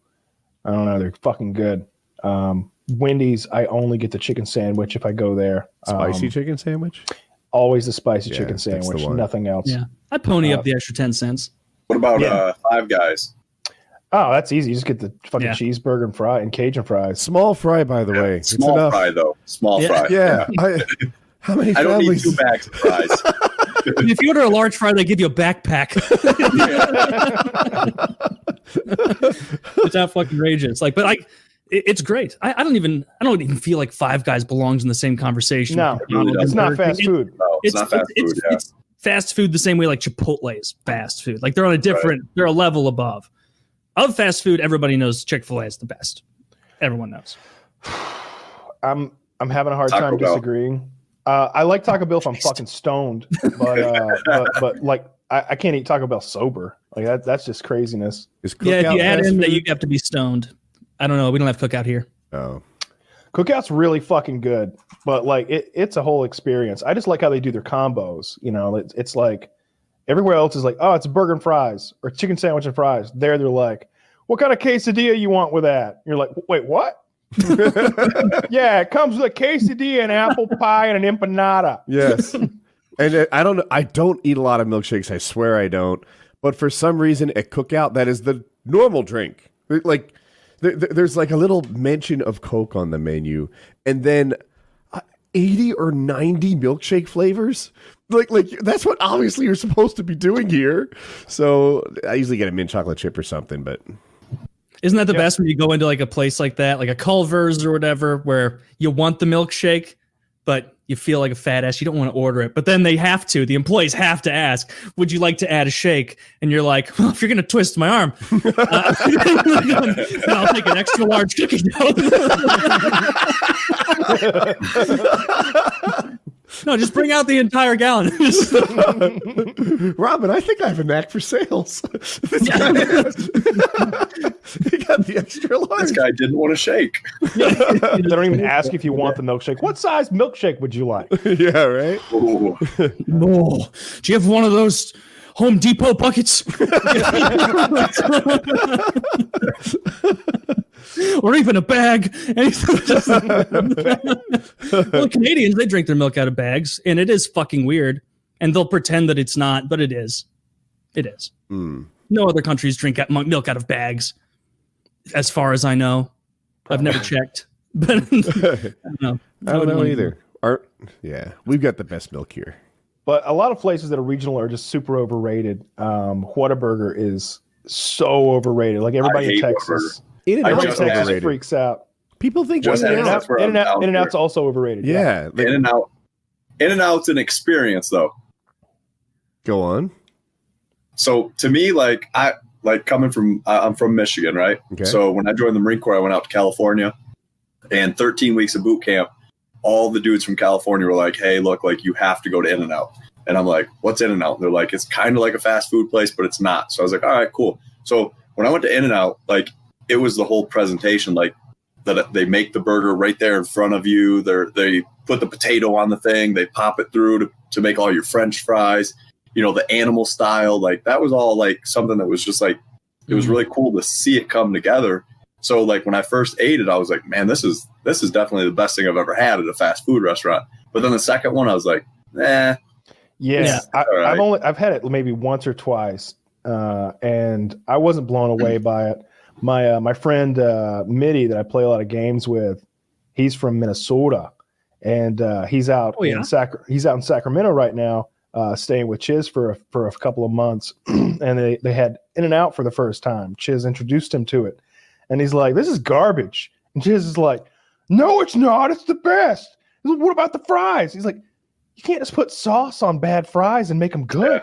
They're bad fries. They're just wet bad fries covered in sauce. It's like they're still bad fucking fries. Five Guys blows In-N-Out out of the water. You talked about the In-N-Out experience. You know what experience is too much for me? My local Cold Stone. Like, the fuck is happening with there? There's all these like, I don't want to. You are preacher of the choir. What he's about to be racist. All right, go. Keep going. No, I'm trying to paint the picture without being an asshole, but I'll just say it. Soy boys working at Cold Stone, okay? Oh. And one of them starts singing Zippity Doo-Dah as he's working the ice cream on that Cold Stone with this different, like, slicing apparatus. And then the whole, like, not the store, but all the staff jumps in and sings Zippity Doo-Dah together, synchronized. And I'm like, this is fucking over the top. I like my estrogen spiking here. He's like, I lost my appetite. Are you sure, sir? I put in a sugar cone. No Zippity Doo-Dah. Give me that. It is terrible when you walk into any kind of establishment and they just don't want you to purchase their goods and services. They want you to be part of the gang. And it's like, no, don't make me sing. Don't sing at me. And also you don't pay attention at Cold Stone when they're doing the little scoop. They grab the ice cream, slap it on there, throw some Reese's in there, and they start scooping around. You know, I always would look away. Who cares? And I assume they're doing some sort of well, just like looking at other people in line, people watching, I don't really care. But like, I assume they're doing some sort of ice cream magic, some hibachi restaurant style thing. One time I actually watched them, and I was like, yeah, you're You're just moving the ice cream back and forth in the same area, and you're slapping them around like you're Suzuki Yamaguchi. If you put something in it, then it has a champion. purpose, right? If you're like, hey, I would like chopped up Snickers bars or something, then they just start working that in the ice cream. So, but I guess if you get plain ice cream, it's just a show. Yeah, you know what they should do is anybody who puts gummy bears in their ice cream should be sent to re-education camps. What the fuck's that about? Who wants gummy worms in their fucking Rocky Road? People that go to Cold Stone, I guess. People that aspire to work there. Put gummy bears in their ice cream. You got gummy bears. They got a bunch of shit there. You can tell that the bad ones have been sitting in there forever. Right. The hardest gummy bears Oh, topped off. Chip my tooth on this gummy worm. I never go to those ice cream places, but like years ago, I went to one of those like frozen yogurt places where you do everything yourself and then you weigh your final product. I like that a lot better because then I don't have to. That is nice. You can go to It's expensive. It's a little expensive. It's like $8 a pint or something like that. But you can go over there and like get all the Oreos you want or whatever the fuck you actually want your ice cream I'm without not being good at judged. it though, right? That's the problem. If you say Woody, you can have any ingredient you want. Go bonkers. I put together like, you know what? I like chocolate sauce and marshmallow sauce, and they have caramel here and a little more chocolate. And marshmallows are good as well as gummies and nuts and maraschino cherries and this and that. And I end up with this like slop that a pig would turn his nose at. And I think this is going to be this great like concoction that's never been conceived before. You're gonna call this the Woody after I leave. Sorry, you forgot the yogurt. Take a picture so we can recreate this. And then I eat it, and it's like, this actually is, banana splits are timeless for a reason. Yeah, more than any ice cream, I would just rather eat an entire tube of cookie dough. Oh, 100%. Yeah, it's so much worse for it. Well, yeah, it is. But I don't even know. So terrible. I don't know. We're stack ranking cookie dough against ice cream. This is like Clash of the Titans here. Neither of these are good foods. Yeah, there's an easy answer. You cookie dough ice cream. That's the best kind of ice cream. That's the only kind I ever get. But I'd still rather just eat hunks of cookie dough out of like one of those giant things. They have the places now that you can go eat cookie dough. Like it's like an ice cream parlor, but it's just cookie dough. That can't. And you can. Why would you tell me this? Why would you tell me that? You're sabotaging me. This is your fault. Taylor starts typing. Cookie dough parlor, St. Louis. Where's the nearest one? Where's the nearest one to me where I can eat cookie dough at a bar? Somebody 10 bought cookie dough ice cream on Reddit, got all the cookie dough out of it, and made the worst cookie ever. Yeah, that's not good cookie dough in there. No. Oh my God, half-baked cookie dough. This is all right. Bookmark. Google Maps starred. Yeah, Google Maps starred. Put it in my GPS for tomorrow. No, that looks pretty great though. That's so much better than ice cream. Whenever Do they I got have out a of prison, 24-hour joint? I'm sorry, Kyle. Whenever I got out of prison, one of the things I really wanted was ice cream because they had ice cream in prison, honestly, but I didn't eat it, and it was like cheap, ice. Yeah, it was cheap ice cream. And I made maple walnut. It was so fucking good because I made it myself with like real maple syrup and real. You have an ice cream maker? Walnuts. Yeah, we do too. We haven't used it in a couple of years. Yeah, I just used it that one time to make the fucking maple walnut ice cream. And, what was the meal that you were hungry for when you got out? Fajitas. Fajitas? Yeah, I wanted fajitas. Yeah, I don't know. I like fajitas a lot. There's a lot going on with fajitas. Yeah. You know the best part about fajitas? If you order it at a restaurant, everyone else wishes they got fajitas. They did. Yeah, everyone like, look at that sizzling goes plate. by the table smelling so good. Something about I'd like to be able to eat food as hot as the Thai people do.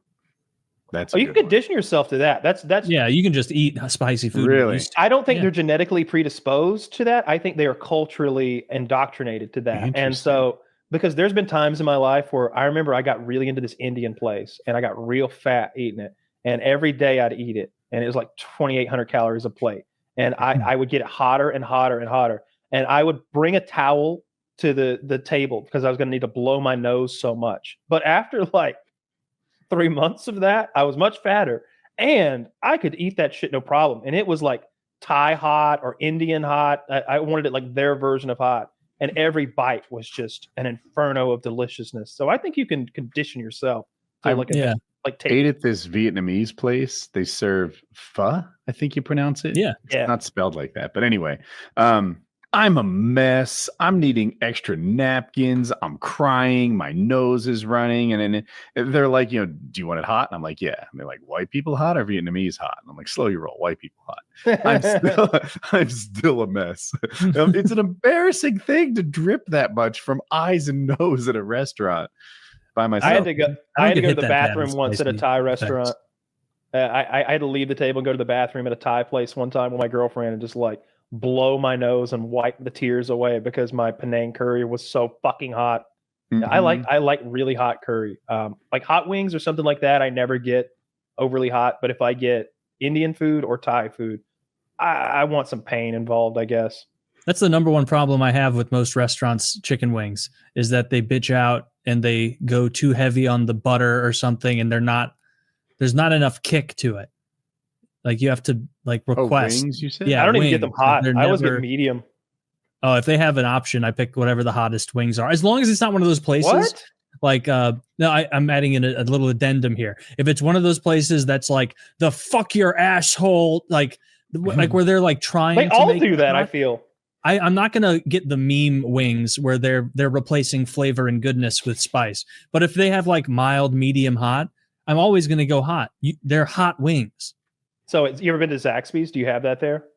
I actually, yes, I have been to Zaxby's. On the way home from a trip, I stopped at Zaxby's and I got some stuff.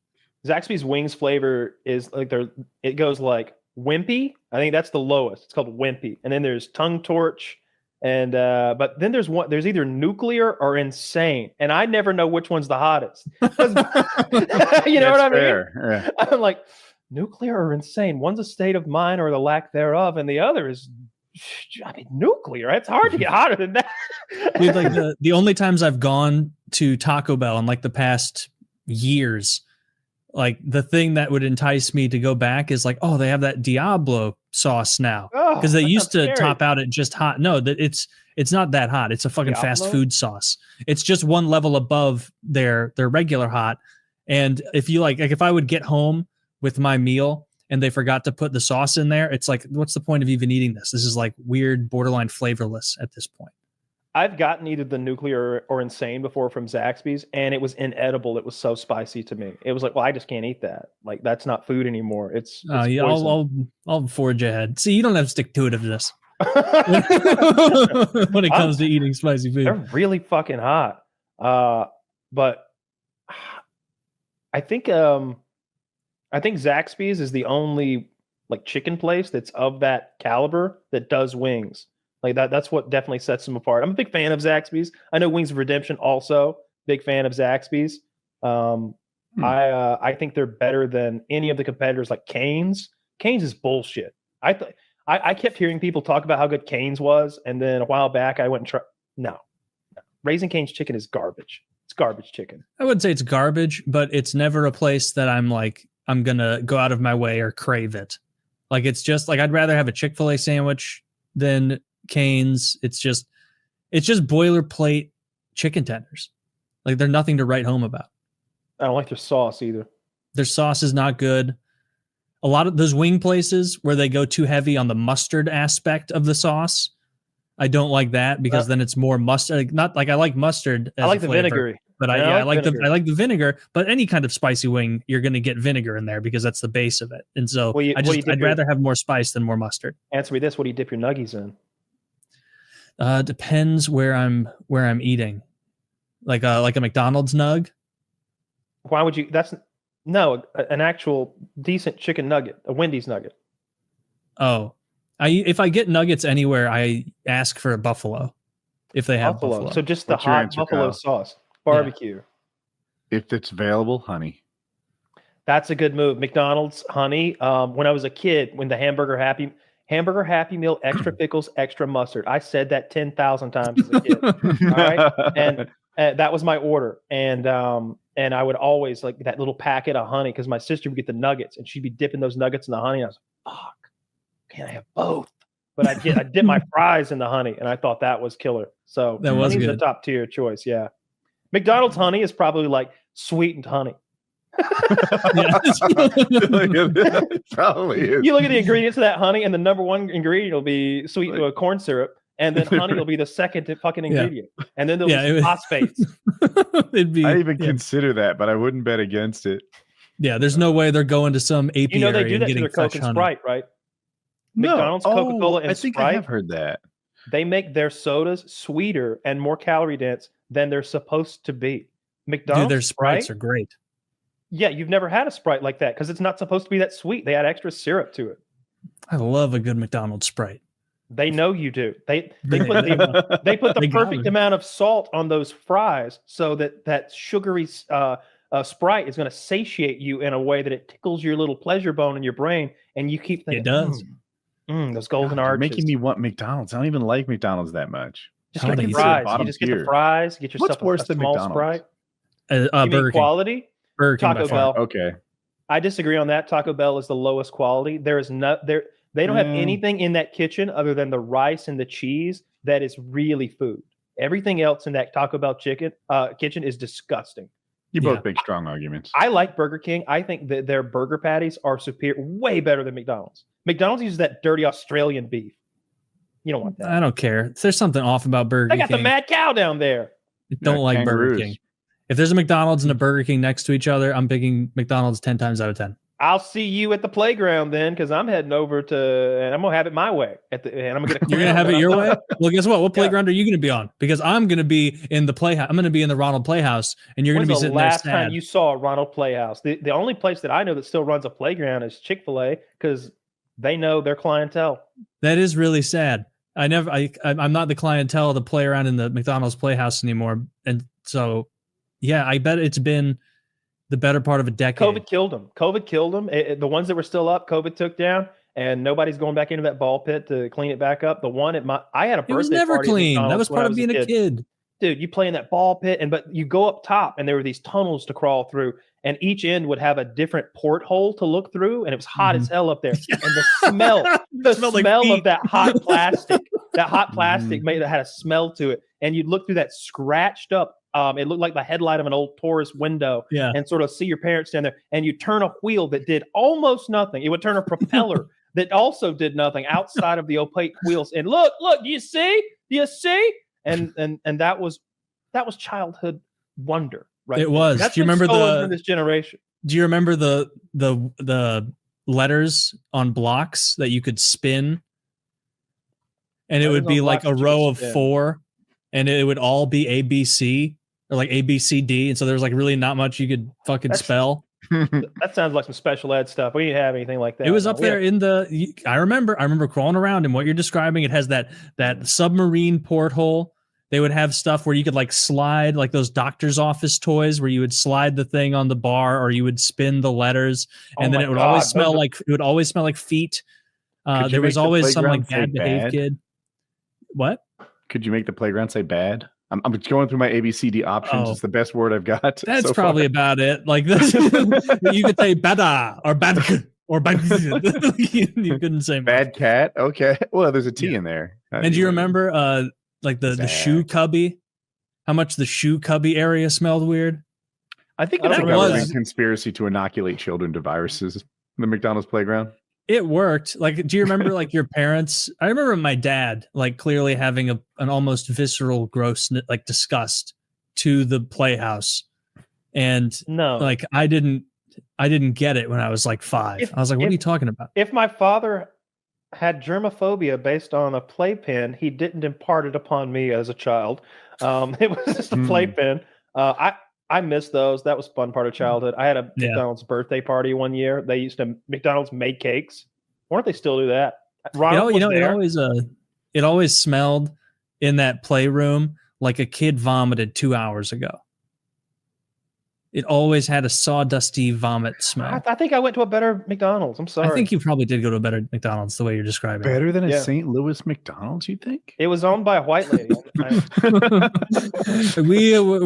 I remember a very multi-ethnic McDonald's, a real UN McDonald's. Is what I was playing around with the other kid. That was so much fun, though. That was the biggest reason to go to McDonald's. When I go to Burger King and sit there like a schmuck while my friends are eating nugs, playing. Burger King had a playpen too. They had gravel at the base of theirs. It was cool. I don't remember Burger King ever having Ours did. Not like a low class Missouri Burger King. I'm starting to think you went to like Burger Prince or something like that. That's why you got these low opinions of the Burger King. Ever since I saw that dude being incredibly racist on that flight wearing the Burger King crown, I just felt a little like closeness with the brand. You empathize. We should probably wrap. Yeah, we should. Going in the right direction.